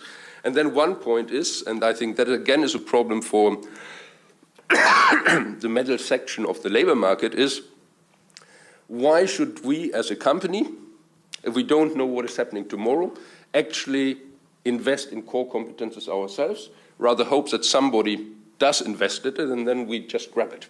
It's a bit, in a sense, what the pharmaceutical industry does already today, rather than doing all the inventions themselves. They go around and buy the most promising products and then develop them further. I exaggerate a bit, but I mean that is one of the examples. And the fourth is really the character of the labor market. We all still, most people still think in the context of there's some kind of standard employment contract. That you basically start a job and then you have at least a certain career path in it and can get another job and so on. And this is ending. We have more and more self-employed. We have freelancers. We have platform workers. And all this boils down to the fact that the value chain, the work is ever more fine-sliced, so that you end up in small little tasks. Sorry, I have a bit of a cold. And when you have these small tasks, I mean, then in the worst case, you use a platform in Google or whatever else, and then you basically every second or so you get a new little job. You can auction your work on it, and if you win, you have a job, but you don't have really a predictable future. And this is actually not something new. It is just something which hasn't really happened for the last 100 years. When we look back in the previous years, in the Middle Ages, it was task work in the services sector. You were just engaged for a certain job, rather for something more complicated. So one of the problems is we won't have a job for life anymore. But what I think is still in our interest, to have a job, to have an employment for life. So how can we structure it? I think that is one of the key questions. And we have examples like this, for instance, in the media and entertainment, in the arts. In many countries, there is a system where as freelancers you have basically an employment relationship over the years without having an employer. So one question for us is, what do we actually want for the future? And one example there is, do we want or we don't want? Work-life balance is one of the words we want. And how do we want to shape it? For me, one of the questions is, yes, as a trade unionist, I'm very much in favor, but I'm also very much in favor of having a Sunday free and even the weekend free. Going back 50 years, I mean, I remember the trade unions in Germany going out and says, on the weekend, father is ours. And I think giving up on this is a question, do we need this? Because of flexibility. So what we want to do is really shape digitalization in a way that it serves us. Digitalization and all the destruction should actually help the workers, the citizens, to do a better job, empower them, rather than saying workers have to adapt. I mean, there is a bit of the saying in old Latin, slaves were also called talking tools. So do we as human beings now become talking tools, or do we actually want to be working citizens? Let me just conclude with two thoughts. First of all, I think we should empower ourselves, and I think there the social partners, employers and trade unions play a key role. They're the closest to the workplace. When you look especially at skills, and you have rapid development of skills, and they are best placed to identify what is needed and how we can keep with it. So saying they are best placed when they're close to the workplace is the first thought. The second thought is, if you do this, then you very quickly have big players who get better and better, and all the rest get weaker. So I think a sectoral approach is best, where actually there's solidarity among an industry, a sector, so that people actually help each other and bring skills forward. Small and medium-sized enterprises, for instance, will have difficulties actually to keep up all the time, or it's basically the survival of the fittest. You're lucky or you're not, and depending on this, you can continue, and I think there is a task for society to move forward. In that sense, one last point, shall we support startups, and how can we support startups? And my point is, why should the focus be on startups? I think the focus should be making especially small and medium-sized companies ready, which exist already for a while, to be acting like startups. So how can we empower those companies rather than having this Schumpeter things? Okay, if you can't deliver it, you go and we find somebody else. I think our society is really about working together and make basically change, even in this rapidity, as structured and systematic as possible so that everybody can follow. Thank you. Thank you. I'm very tempted, and not only tempted, I will do it, to ask you the following question. No, I think you started with the remark, not the assumption, the remark that comes out of many studies, this hollowing up of the center, the middle, the mid skill, right?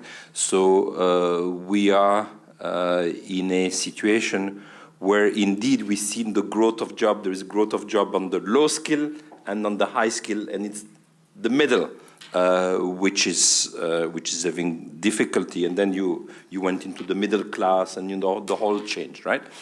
And yes, indeed, and the anger of the middle class, and all of the populism and all of those things. Okay, now the question that I'm curious from the viewpoint of labor unions.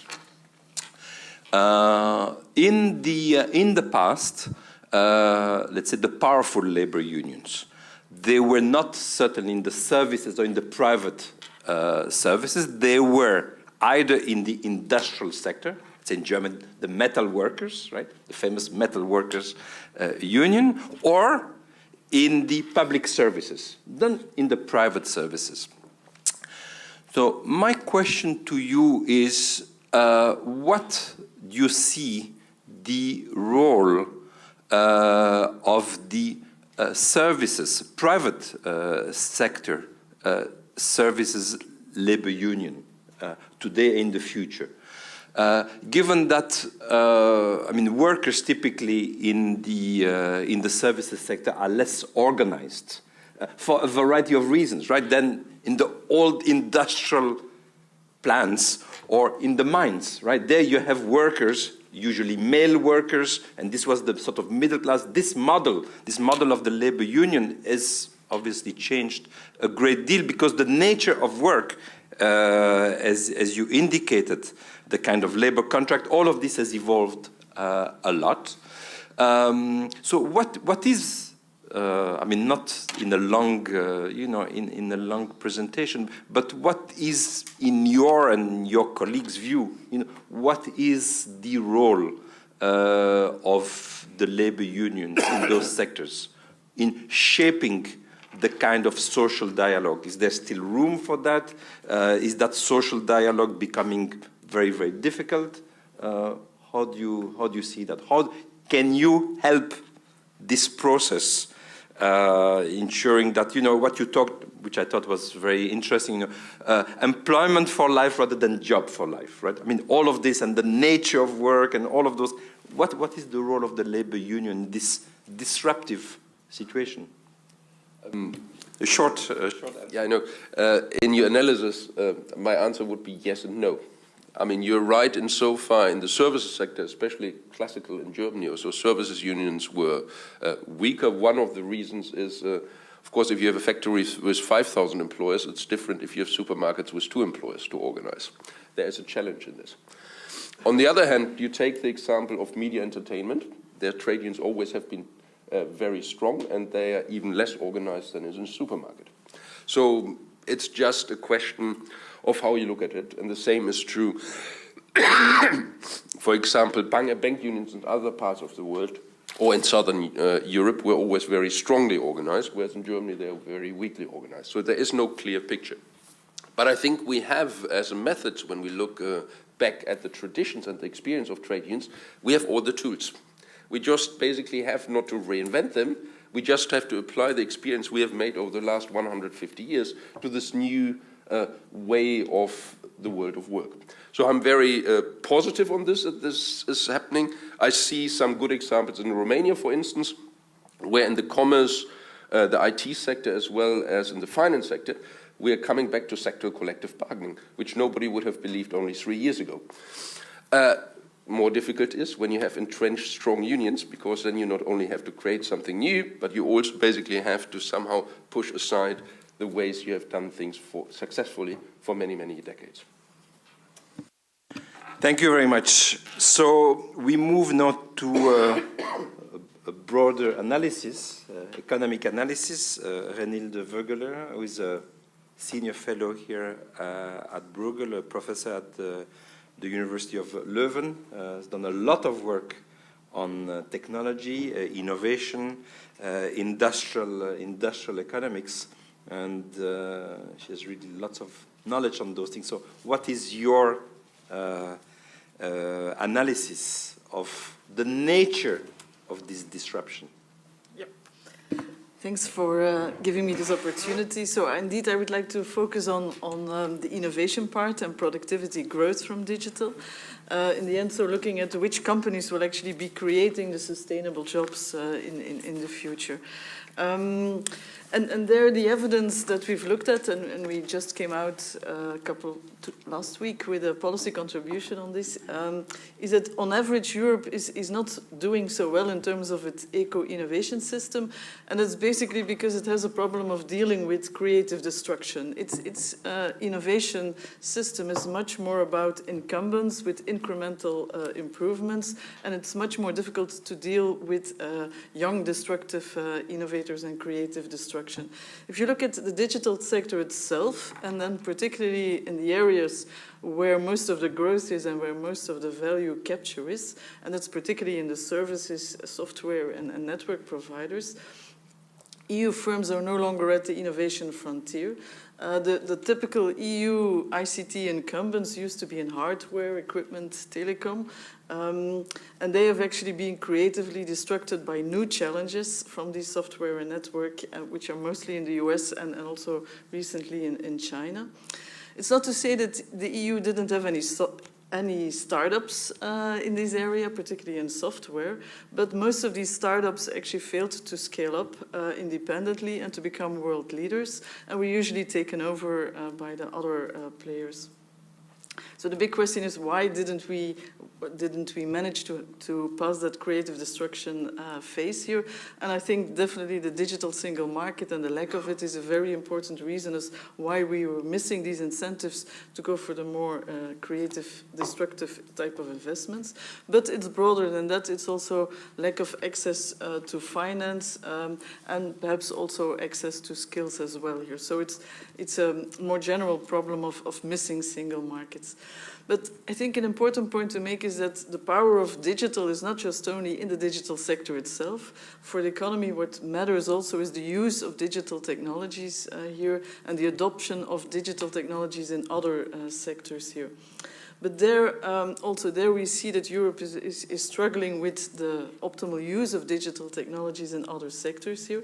If we take a look at the innovation frontier in digital using sectors, it really depends on whether the EU firms were able to take on board these digital technologies. If you look at, for instance, biopharma, there we do see high concentration on really top players, big players, which remains pretty stable over time. And these incumbent firms have been indeed able to take up this challenge of bioinformatics, at least it seems so for the moment, mostly also by taking over small startup companies in this area here. So in biopharma, the large incumbent firms did manage to address this potential creative destruction challenge of digital technologies here. In other sectors, it's still pretty unclear. For instance, if you look at cars, there the jury is still out. I think the big challenge is still to come in terms of the use of digital with autonomous or electric vehicles here. And the question is whether, and this is a very important sector for the EU innovation system here, whether our incumbent car manufacturers will be able to address these digital challenges here. There are some new players around. Here for the moment, they have not yet been able to challenge sufficiently the large incumbents here, but I think that's a really important test for the EU to see whether we can deal with that digital challenge in cars here. But it's not only for this innovation frontier in the digital using sectors. As already said, I think adoption of digital technologies is very important for economic growth. And it's also adoption at the non-frontier here by SMEs, typically companies that are not frontier. But also there we see that actually in Europe there is a problem of our traditional companies not sufficiently adopting these technologies to catch up. And that's not only in our incumbent SMEs, which are not quickly enough taking up these digital technologies, but what we also see, there's a lot of new firms starting up in these sectors here, also not really at the frontier of using the latest new technologies here. So again, we're missing a bit this force of new entry with the latest technologies as a force for change here. Replacing the old and can indeed grow to a larger critical scale.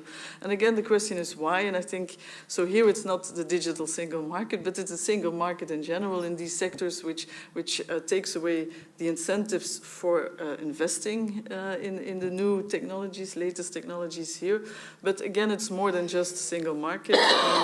It's also the fact that these investments very often are less effective because these firms are lacking absorptive capacity.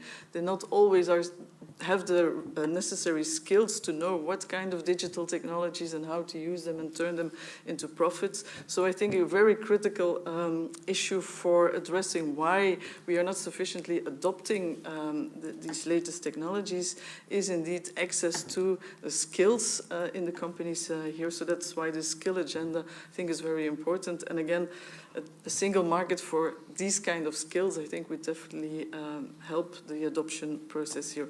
I would like to finish, if I have 2 more minutes, on artificial intelligence, the issue that Lee actually mentioned. So this is the next steps change in digital, the next creative destruction wave. And I think it's a good test to see how that will play out, who will be the winners with this new wave here. Will it create room for new winners and then hopefully some new European firms winning in the artificial intelligence race?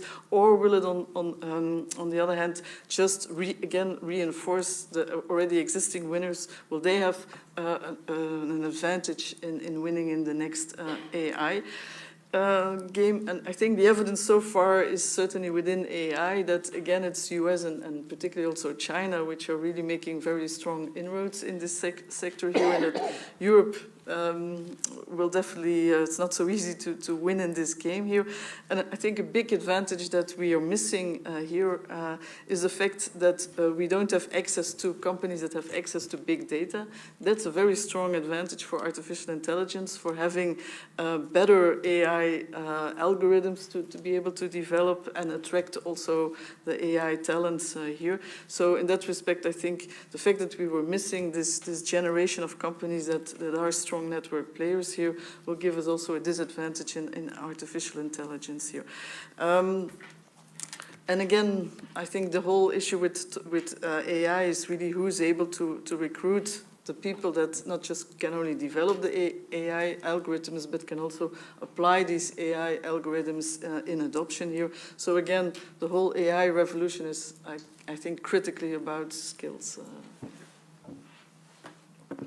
Thank you, Renilde. I think you made lots of interesting points. Let me also pose you a question that comes to my mind. When you compare, as you did several times, the EU or Europe to the US and China, and I think rightly so. Now, I mean, a question I've been asking myself for a long time, and when I say a long time, I would say 30 years.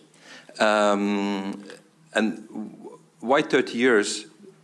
Since the start of the single market. Now, what we have been doing, and I mean, today's seminar is about the digital single market, but it's about the single market, right? It's one of the phases or one of the manifestations of the single market. The single market is, in a sense, about fragmentation, removing certain fragmentation the distortions that come from certain government action, and on which obviously firms can act, and firms themselves obviously seek to fragment market, to prevent new players to come in. And you talked about the incumbents and the new players.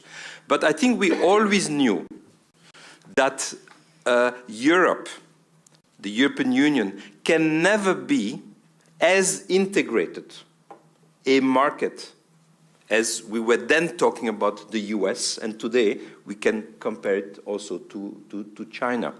And even though, obviously, both in the US and in China, there are barriers, government barriers that fragment the market, okay? And they also, in China also, a single market is not fully existing. And in the US, there are also various fragmentation. But there is an element which exists both in the US and in China, but not in the EU, which is a single language. And language is also language and culture, I mean, everything that comes with that. Those are, let's say, natural fragmentation. And the question that I wonder, and that I just put on your laps is, as we were talking 30 years ago on manufacturing, okay, there you can see that the role of language and cultural fragmentation is less of a problem. So if you remove a number of barriers, well, okay, and then we have, let's say, German companies today, they can organize themselves pan-European, right? You organize with Slovakia, with this and that. You don't need to speak the same language to have the different parts and to take advantage of the single market. But when one is entering into these issues of digital, except the elements of the digital that enters into manufacturing, okay? And there we see European firms are doing very well, right? In integrating the digital innovations into the manufacturing of whatever cars or chemicals or whatever product. So where we have manufacturing strength, we can use the digital, and there's no problem really of digital single market. Where there is a problem is into new avenues that are entirely digital, that are not embodied into ultimately manufacturing activities. And I wonder whether there the natural fragmentation that comes from language, culture, etc., is not a huge barrier that is really a major drawback for European companies to scale up. What do you think? So now you expect me to solve your 30-year conundrum. Okay, so the fragmentation at the heart of a lack of a single market, is that coming from language and culture? Of course, it's a part of it, but I think it's more that it's not enough. So language in the digital, that's what and particularly in the digital. I'm talking about the digital. Yeah. So particularly in the digital, I think language can very quickly be overcome here.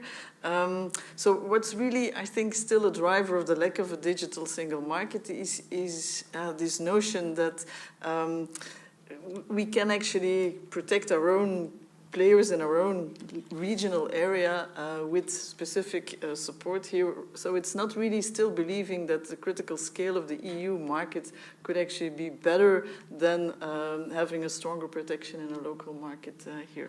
So I think it's not language and culture. I think it's really still a lack of vision of that this critical EU scale is really more important than a national level here. But I think what's also a bit keeping us back is this particularly for digital, which is, like you say, it's really a very drastic change here, is also in general, I think, in the EU, and that holds in many EU countries, still this.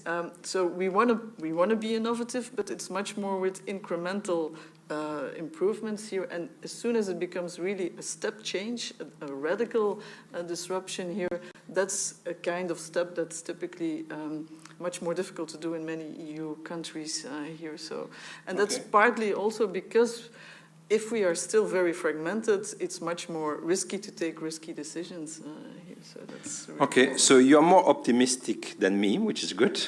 You're more optimistic than me in a sense that, again, to make the comparison with the US and with China, let's say Amazon and Alibaba, so you think that there is nothing, in a sense, intrinsic in the cultural fragmentation, which is, in a sense, the beauty of Europe, right? The beauty of Europe is, or unity with diversity, and, we cross the board and we go to different cultures and different food and all of those things. It's great, we love our diversity and we cherish it. But you don't think that, there is anything intrinsic that relates to that, to the fact that there is not a European Amazon or Alibaba or whatever the next generation. It's just a question of the right policy. Yep. Okay, no, that's perfectly fine. So let me now turn to Andrew Wyckoff from the OECD, the Director of Science and Technology and Innovation. And nice to have OECD bring the vastness of its membership, not yet China, but certainly Europe, certainly Japan, certainly the United States, and a number of important emerging economies, but watching over also some of the large countries that are also emerging, not yet members of the OECD, but with which OECD has a structured partnership. So Andrew, please bring us your global vision. I'll also bring you a different accent than what you've heard today. Let me just thank you for the invitation. It's a real pleasure to be here. The OECD is a little bit unique, partly because of the membership, but partly because we cover almost every policy area under one relatively small roof in one headquarters in Paris. And we're in the midst of doing a very large project called Going Digital, which involves, it's exactly where Reinhild was, looking across the economy. Less about the ICT sector, more about the barriers to take up and some of the lessons to be learned from one sector that you may be able to cross-fertilize into another. We're 2/3 of the way through that. I didn't raise my hand when you asked, is it something really different? Partly because I've been looking at this for a very long time, and it's hard to know when you're in the middle of it.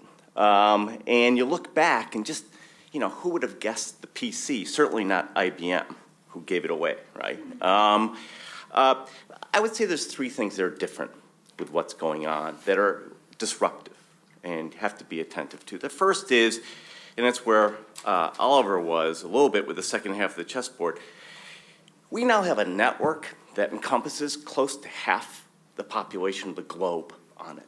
We've never seen that before. It's a network of networks. But this gives us a reach to go viral. And if you look at Metcalfe's law, it's n squared. It's exponential, the value of each new user, rather than just linear. The second thing is this device, the smartphone. It's for marketing reasons. We call it a phone. It's a computer. And a lot of us use it more for the computing side than the phone side. And it ushers in the era of ubiquitous computing, which we'd never seen before. And it vastly reduces and rearranges the transaction costs to allow an Uber-type business model where an individual in need of a ride can find someone offering a ride through an intermediary that we've never seen before. And that too is big. And it throws off, and we've been talking about all day, a lot of data. And it's just the beginning. You ain't seen nothing yet, okay? We're moving into a connected everything, particularly automobiles, and just the connected Chevrolet throws off now 600 terabytes a quarter, right? That's just one car in one company. And so we're moving in this new era of data where I actually think it's almost a new factor of production, akin to capital and labor, complementary, but we don't really know how to treat it yet in the economics profession, I don't think. So is it disruptive? Yeah, but I'm right here as well. There are really leaps and lags of adoption. It's very different. I mean, so there's some parts of the economy that are taking it up very quickly, a real minority, and then others that are really lagging behind, and this makes it hard. I want to point to one study that's out of the OECD on long-haul trucking. That's really kind of the tip of the spear on what AI may look like, I think. It'll be one of the first sectors that go, because the cost advantages are a 30% savings. And here's a sector where we have a shortage of drivers. So but what's interesting is it's not linear, it's a tipping model all at once. If you don't adopt this technology, you're out of business. And so I don't know if policymakers are used to being able to deal with something that happens that quickly. I want to move to some of these disruptive elements, particularly data, we find are hard for incumbents to figure out. It's hard for them. A lot of their data in big multinationals is siloed still. It's hard to get it to go across the company so they can really take advantage of it. As Reinhilde said as well, it's hard for SMEs, established SMEs. A lot of them lack the skill base, and these skills are in high demand. They're really being bid away. And so it's hard. And so that's where the disruptive entrants, the new startups, I think are particularly important. And can, I think, have an easier time with this new business model. There's lots of talk, and bad news sells. Okay, I worked on U.S. Congress for 10 years. You can't move any legislation without bad news story.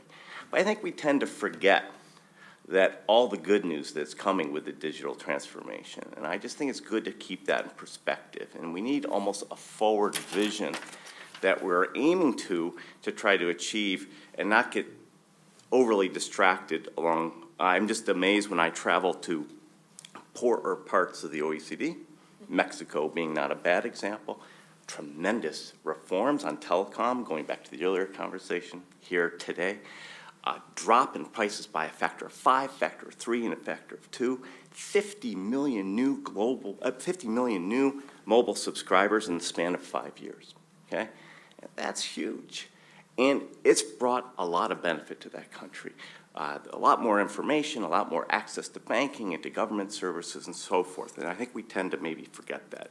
Let me move to what I think has been a conversation across this panel that I want to touch on, and that is some of the challenges coming forward.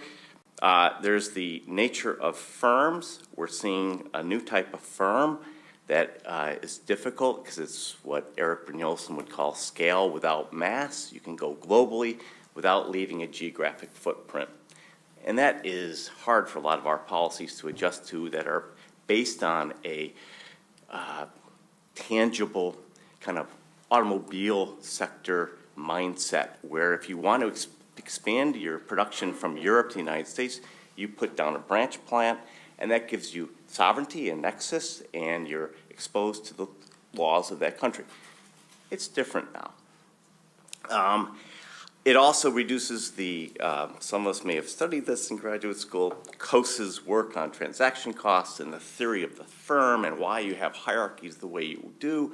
Well, a lot of those information flows that made up that hierarchy have been disrupted.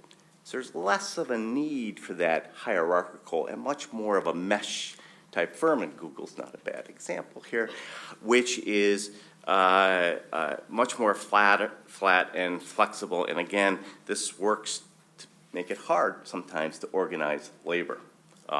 Wouldn't mind coming back to that. I have an idea for you. Then there's the changing nature of capital. A lot of us in this room know that productivity is the huge driver of standards of living, and we analyze the hell out of data, try to figure out how do we get productivity gains. And we look at human capital. We also look at tangible capital. What's causing me to stay up at night lately is just the changing nature of that capital, because A, a lot of it's more intangibles, which we know we don't pick up very well in our measurements, but B, a lot of it's more shared capital. You're seeing a changing business models. And Rolls-Royce is a good example here, where they don't sell the engine anymore. They sell the service around the engine, which is studded with sensors and data flows to give it a tremendous knowledge about the maintenance of that, the performance of it, and really to optimize it. But it means that that capital investment that Airbus used to make isn't happening. And you see it now with tractors and particularly with computer equipment as the cloud comes. And it raises some interesting questions about our productivity measures, because if you are a Danish entrepreneur using Amazon Web Services Cloud, you're going to Ireland for that service. And so there's just an accounting issue here. And then comes to productivity, and you would expect this gush of productivity. We aren't seeing it. There's a new productivity paradox, and one answer my colleagues and I would suggest is that there's been a bifurcation of productivity. Some firms at the frontier get it, are doing very well, and are pulling away, leaving a growing wedge with the vast majority of firms that are still struggling to try to figure this out. And there's a good question here about why is that? One of the answers I would put forward is what I would call combinatorial innovations. You learn big data, then you learn machine learning, and then you learn to use that for AI applications, and it's hard to jump. I mean, you have to go up that learning curve, which is hard and expensive. I'm coming to the end of my time. Let me talk about employment. My colleagues at the OECD have been working on this. We have our own estimates of those at high risk at 14%, very close to McKinsey Global Institute's. We add in additional 30% at significant risk.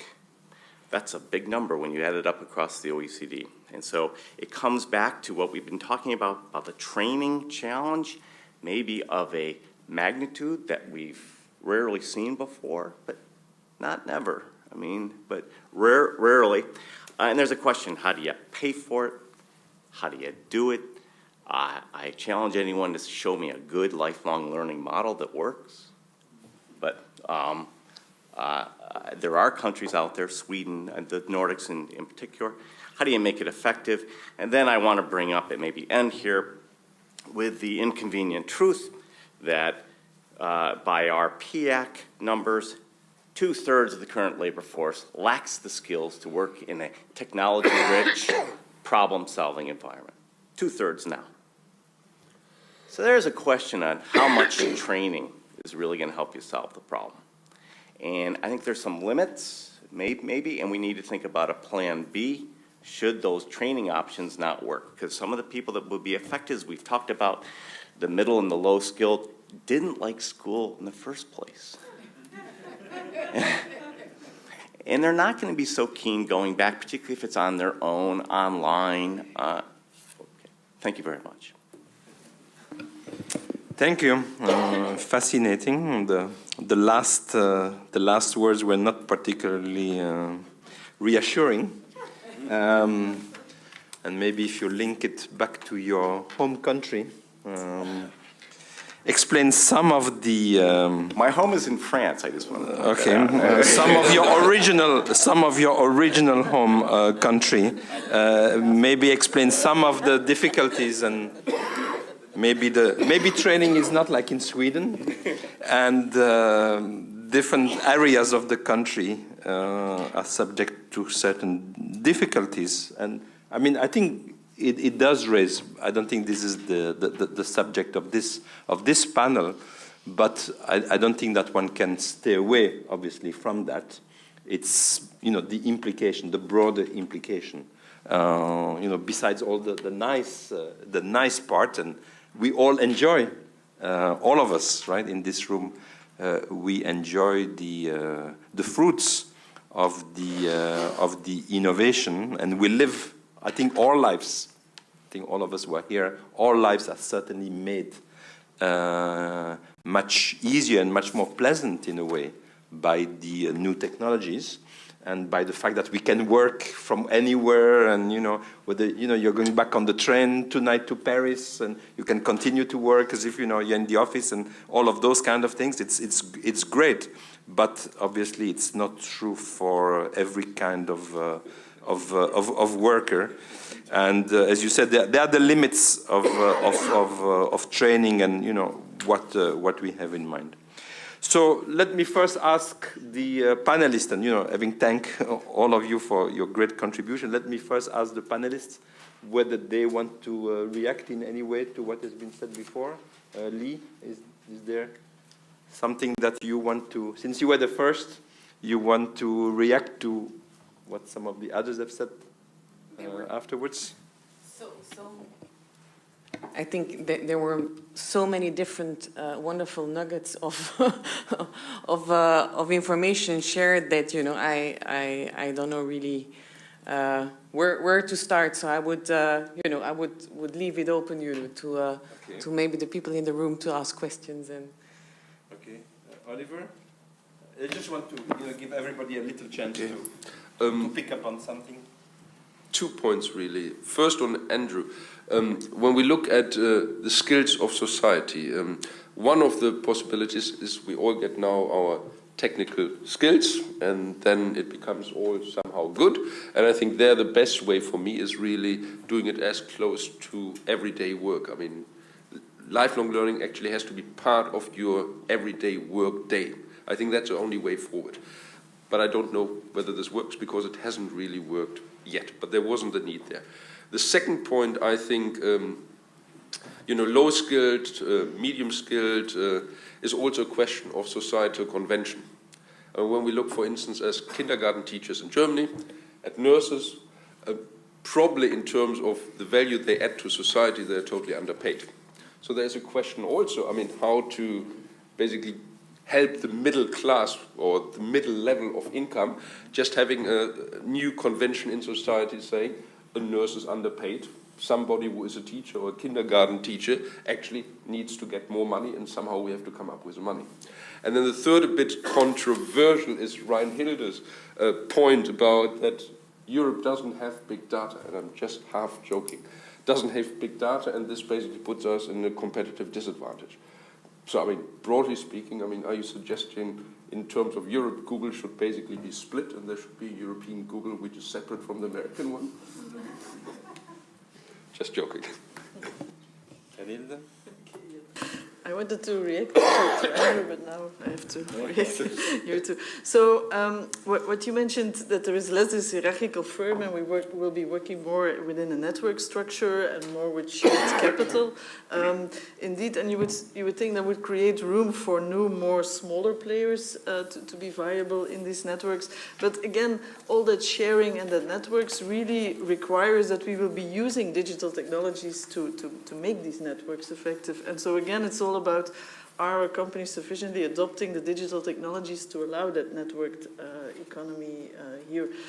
So again, it depends on how good we're taking up the digital technology here. I was really scared by your 2/3 of, in your PIAC results, 2/3 that would be lacking the skills to really work with the latest technologies. That's really scaring. But I'd still like to remain optimistic on this. And I think that's just a challenge for the technology developers, then to make their latest new technologies much more user-friendly for adopting, taking into account the skills that we have. For instance, if you think of Python, it's a very simple way of using. So I think there should also be a bit more, hopefully a bit more push on the technology developers to make the technologies friendly for adopting for larger audience here. And then do we need to split up Google here? I think we just need to make sure that our EU companies also understand the power of the big data that they have and are able to use and turn that into competitive advantage here. Maybe I can quickly react. So I think what is important here is to look at a few fundamental principles, and the first one that I would like to mention is, technology should be there for everyone. So picking up Renilde's point, like, it should be user-friendly. People should be able to understand the technology that they are working with. For us, that's one of the essential values. And how are we doing this is by making sure that the people at Google, the engineers, everybody that is involved in product development and development of the different services have different backgrounds to make sure that the technology that you make is inclusive and is reflective of the differences that you see in society. So being there as a player for everyone is important, which also means here in Europe partnership. Partnership with all the different actors in society. And I mentioned training before because there is, as everybody recognizes, there is an obvious digital skills gap. And there I think it's again an idea of partnership to make sure that together the different actors, academia in their curricula, private firms like ours and policymakers together address this training challenge. What we did, for instance, was we made in 2015 a digital pledge to say that, okay, we see that there is this huge gap. One thing is that you can sit back and not do anything, but our eagerness was to say, okay, let's go for 1 million people trained in digital skills, we said in 2015. Now, the demand was enormous, so we're now today already at 3 million. And what is very important here is to pick up also some of the comments that, for instance, I think it was Andrew that was making it. It's tailor-made. Nobody really likes to learn. So, make sure that, you go out or to small and medium enterprises, to give the digital skills training, not a boring one online if you don't like that, but, to really go into workshops and specific advice. So the idea was to especially go to specific groups like small and medium enterprises that are missing today certain digital knowledge, and to make sure that together in partnership you can acquire those skills and grow your business. And then the last value that I want to address in this context is the value of openness. Open instead of closed. So we very much believe in an open ecosystem.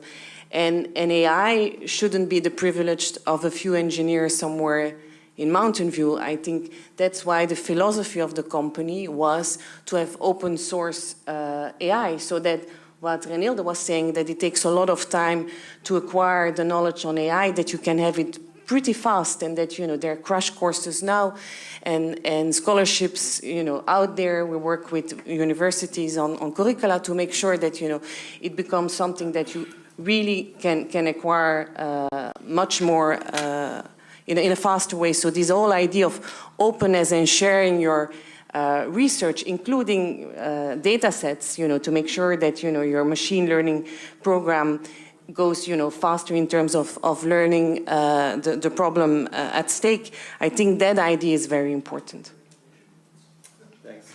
Andrew, you want to, may I? Please? Yeah, I'll be fast.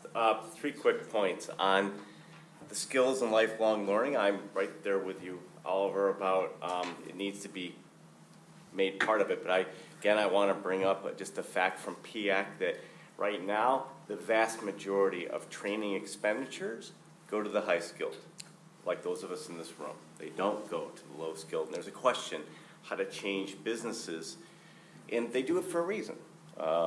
I mean, it's a business decision.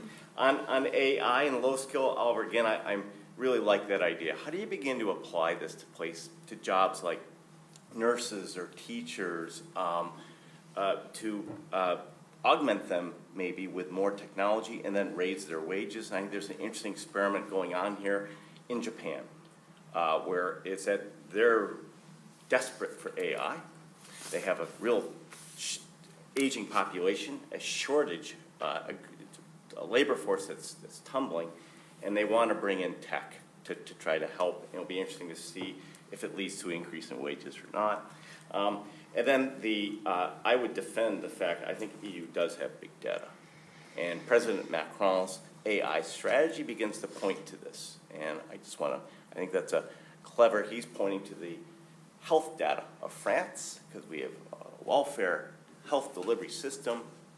It goes back through ages. It's a big population, and that gives you a training ground for AI we haven't really had before.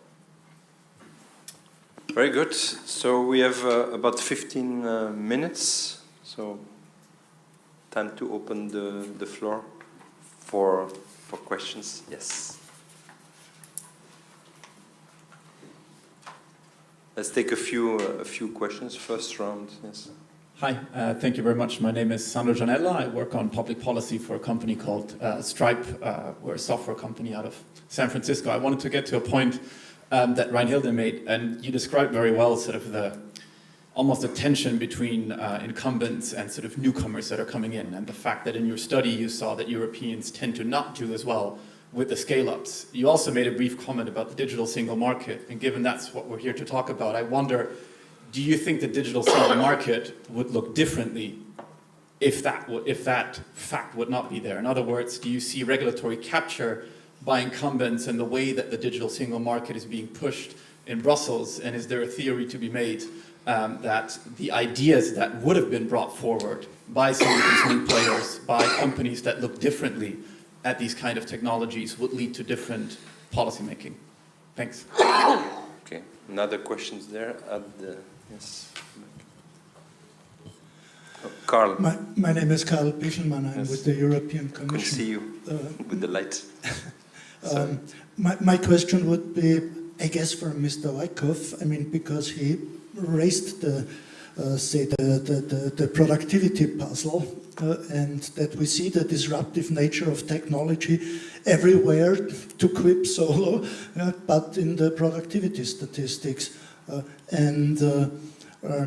Now, one of the explanations put forward, I mean, is this bifurcation. I mean, in productivity growth between the frontier firms and the vast majority of laggards.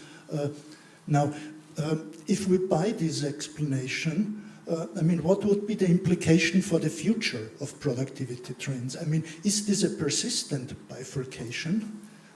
And therefore, I mean, we would be, well, say, I mean, less pessimistic with respect to future more rapid productivity growth, or do you see this as just a temporary phenomenon? Good question, Carl. Georges? Yes. Very quick question. I'm research fellow at Bruegel. In few days, the European Commission is going to announce its communication strategy for AI. As experts with different background and different function, what do you hope to find there? Another question? Yes, sorry. Yeah, thank you. Antonio García del Río, Banco Santander. Quick question to Andrew Wyckoff. You refer to the importance of intangible assets and how intangible are becoming even more important than before.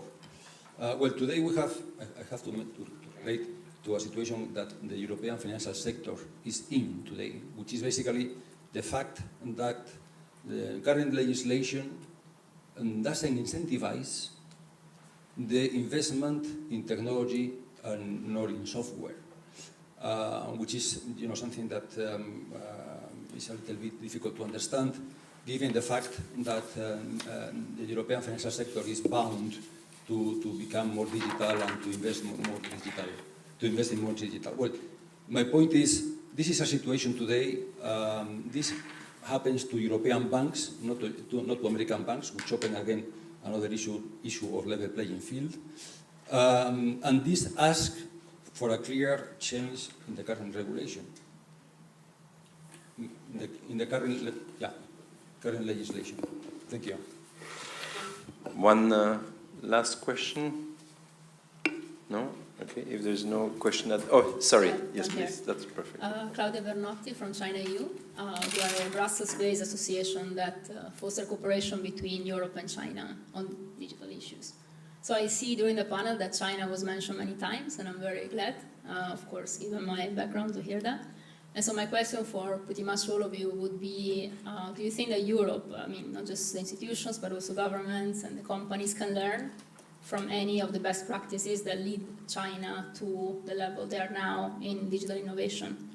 And here I'm talking about the speed at which certain digital technologies are being adopted by the population and rolled out in the economy, So of course, artificial intelligence solutions, online payments, sharing economy solutions, and so on. There are many articles being now written on The Economist, Wall Street Journal, a bit everywhere about even the Silicon Valley starting to copy China as being the new business model almost. So yeah, my question is there anything that we can learn, also maybe from the regulatory point of view, so like let innovation strive first and regulate afterwards? So yeah, that's what I say. Okay, a good question too. So I suggest we go back to the panel. I'll let panelists pick on what they wish from the good questions, and I suggest we go in reverse order from the original intervention. So we start with Andrew. Thank you, and just. On the productivity paradox, I think it's a great question. Unfortunately, I don't have a great answer yet. We hope to. We're working on it. Will it be worse in the future? I think it's the two-handed economist. There's the yes and the no. So the yes is this kind of pointing to the combinatorial innovation where it's really hard to catch up. And so one builds on the other. The no is maybe this is just a classic S-curve diffusion, and we're just at that beginning point where a few firms get it and the rest don't, and hopefully it will trickle down. And I think there's some reasons to be optimistic there. And the third thing, which I just don't know, is these firms at the frontier are very intellectual property heavy. And so they have different policies that may be affecting the diffusion of their good ideas than maybe what we've seen in the past. I just let that hang as a question mark. The AI communication, that's why I snuck out at lunchtime. I'm trying to figure out. So one thing I'm looking for, lots of euros. Google, supposedly, estimate I saw, spends close to 20 billion. I'm looking at Google. Mr. Macron announced 1.5 to give you a comparison.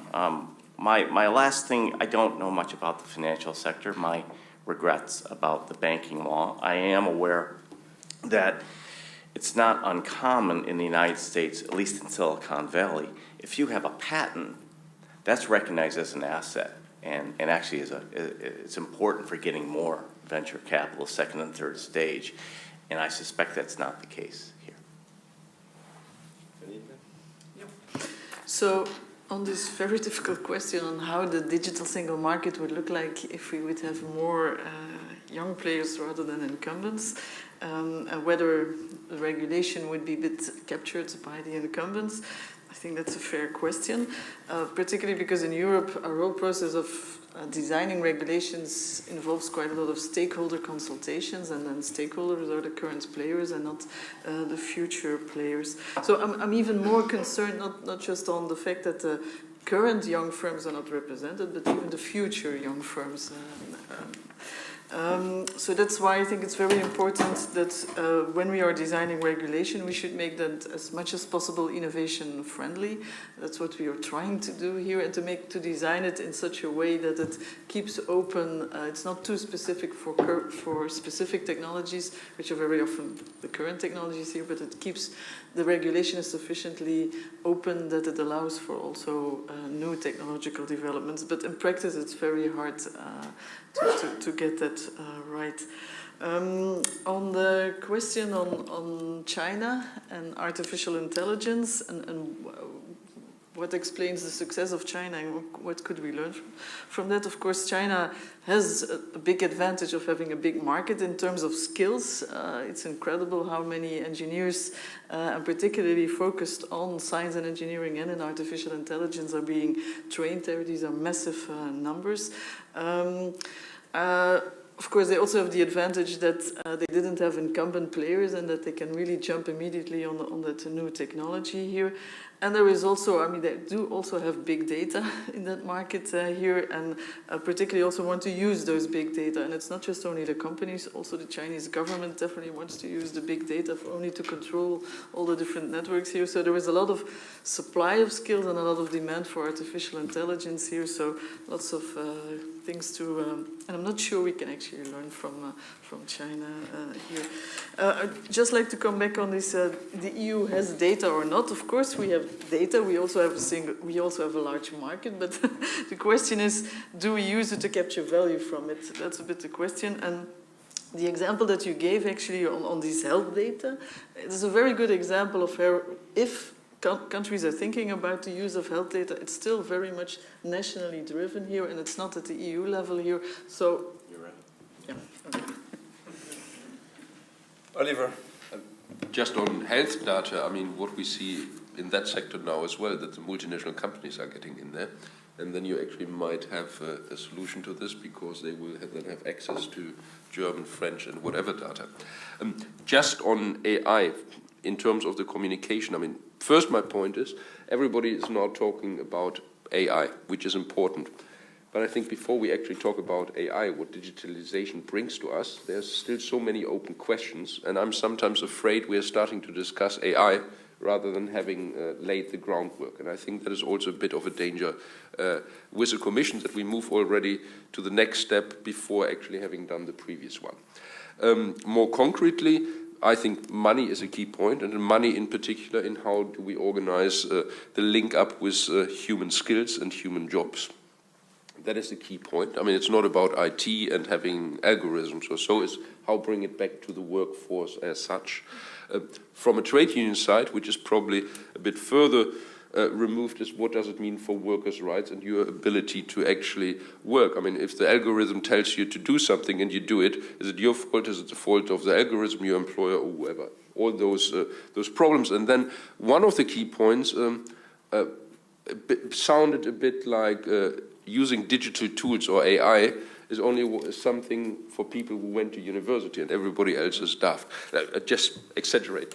We are organizing industrial cleaners, and in future they will go around with a tablet and they have to interact with a tablet to know how they have to clean, which will be much more effective and will actually raise their individual productivity enormously. So actually all those digital skills, I mean, they're also helpful for the low-skilled. And I actually don't think that low-skilled people actually can't profit from it. I mean, we have rather a problem with our learning training structures that if you're not going to university, you don't get the same attention and resources to actually develop the skills you're having. And I think that is a problem in future, especially if the middle skill breaks away and then you, as you were saying, all the lifelong learning training goes to the people who had university education already or at the top of, let's say, the salary range. And I think there has to be a fundamental change, because otherwise I think the system doesn't work properly. Certainly not in Europe. If you look at India, where new students are just popping out of university like this, I mean, then you can throw out your old workforce and bring in the new. That might be possible there, but it's certainly not possible here in Europe. Thank you. So maybe first picking up on Sandro's question, how would the DSM would have looked like if it was very much driven by app developers and startup communities? And I think we have a very good voice of startups and app developers here in Brussels. Maybe the voice is not always heard, but I think the enormous drive of that community and regulatory innovative ideas with a wonderful manifesto of the startup community of what good looks like and how to create this digital single market. This is really top-notch work, and I know that the different legislators are very inspired by it, but I would say be even more inspired to, by those really forward-looking actors here in Brussels. We have the biggest app developers community in the world, with 1.9 app developers based in Europe. It's the most important app developers community. So, giving them a voice to make sure that there is a DSM that can create the opportunity, I think is important. Then I would like to come back to George's on artificial intelligence and the communication that is going to come out very, very soon. I think it's good to have a conversation and a dialogue between the different players around the table from now onwards. I agree with Oliver that you need a step-by-step approach. You need digital basic skills, you need a bit of coding skills, and then you also need to adapt to more sophisticated elements like AI. So let's start to have the conversation. I think that's very good. So we're hoping on to see an open, innovation, friendly set of recommendations, and there were many leaked drafts, and I think those were showing this openness to say, let's first understand and then see what regulatory tools are needed, and let's first look at the existing tools, for instance, around liability that was mentioned by one of my colleagues here earlier, and see how you can adopt existing legislation to something like AI. I think we shouldn't see AI also as one word and one basic reality, but it's a very sophisticated and differentiated reality, and I think we should have a sophisticated and different views depending on the application of it. One element that is very important, why I think communication is good, is that it's all about trust. It's trust of the users in the future that will use AI in their phones, and it's existing already today. But it's also trust of the workers in AI, it's trust of society in AI. And therefore bringing different voices together to discuss liability elements, to discuss how does a human-centered AI looks like, which we in our company find very important. There is a human at the beginning, then you have machine learning, a human at the end. I think those discussions are absolutely crucial to make sure that you have this user trust, and this you have to do in partnership. And then the last dimension, I think, is around, as discussed before, is around making sure that we offer as a society also the necessary education, that nobody is lagging behind. So that would be, in a nutshell, what I hope to see. But I'm very hopeful to see what's coming out on Thursday. Thank you. So I think we had a very good discussion. I think we covered many of the facets of the issue.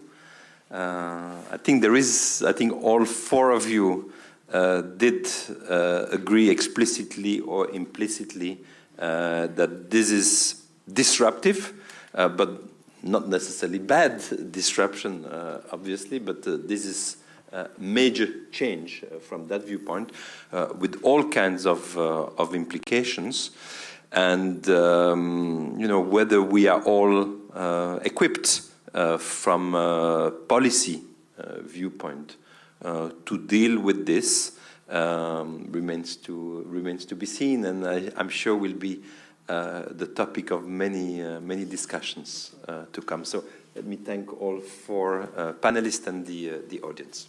Thank you very much.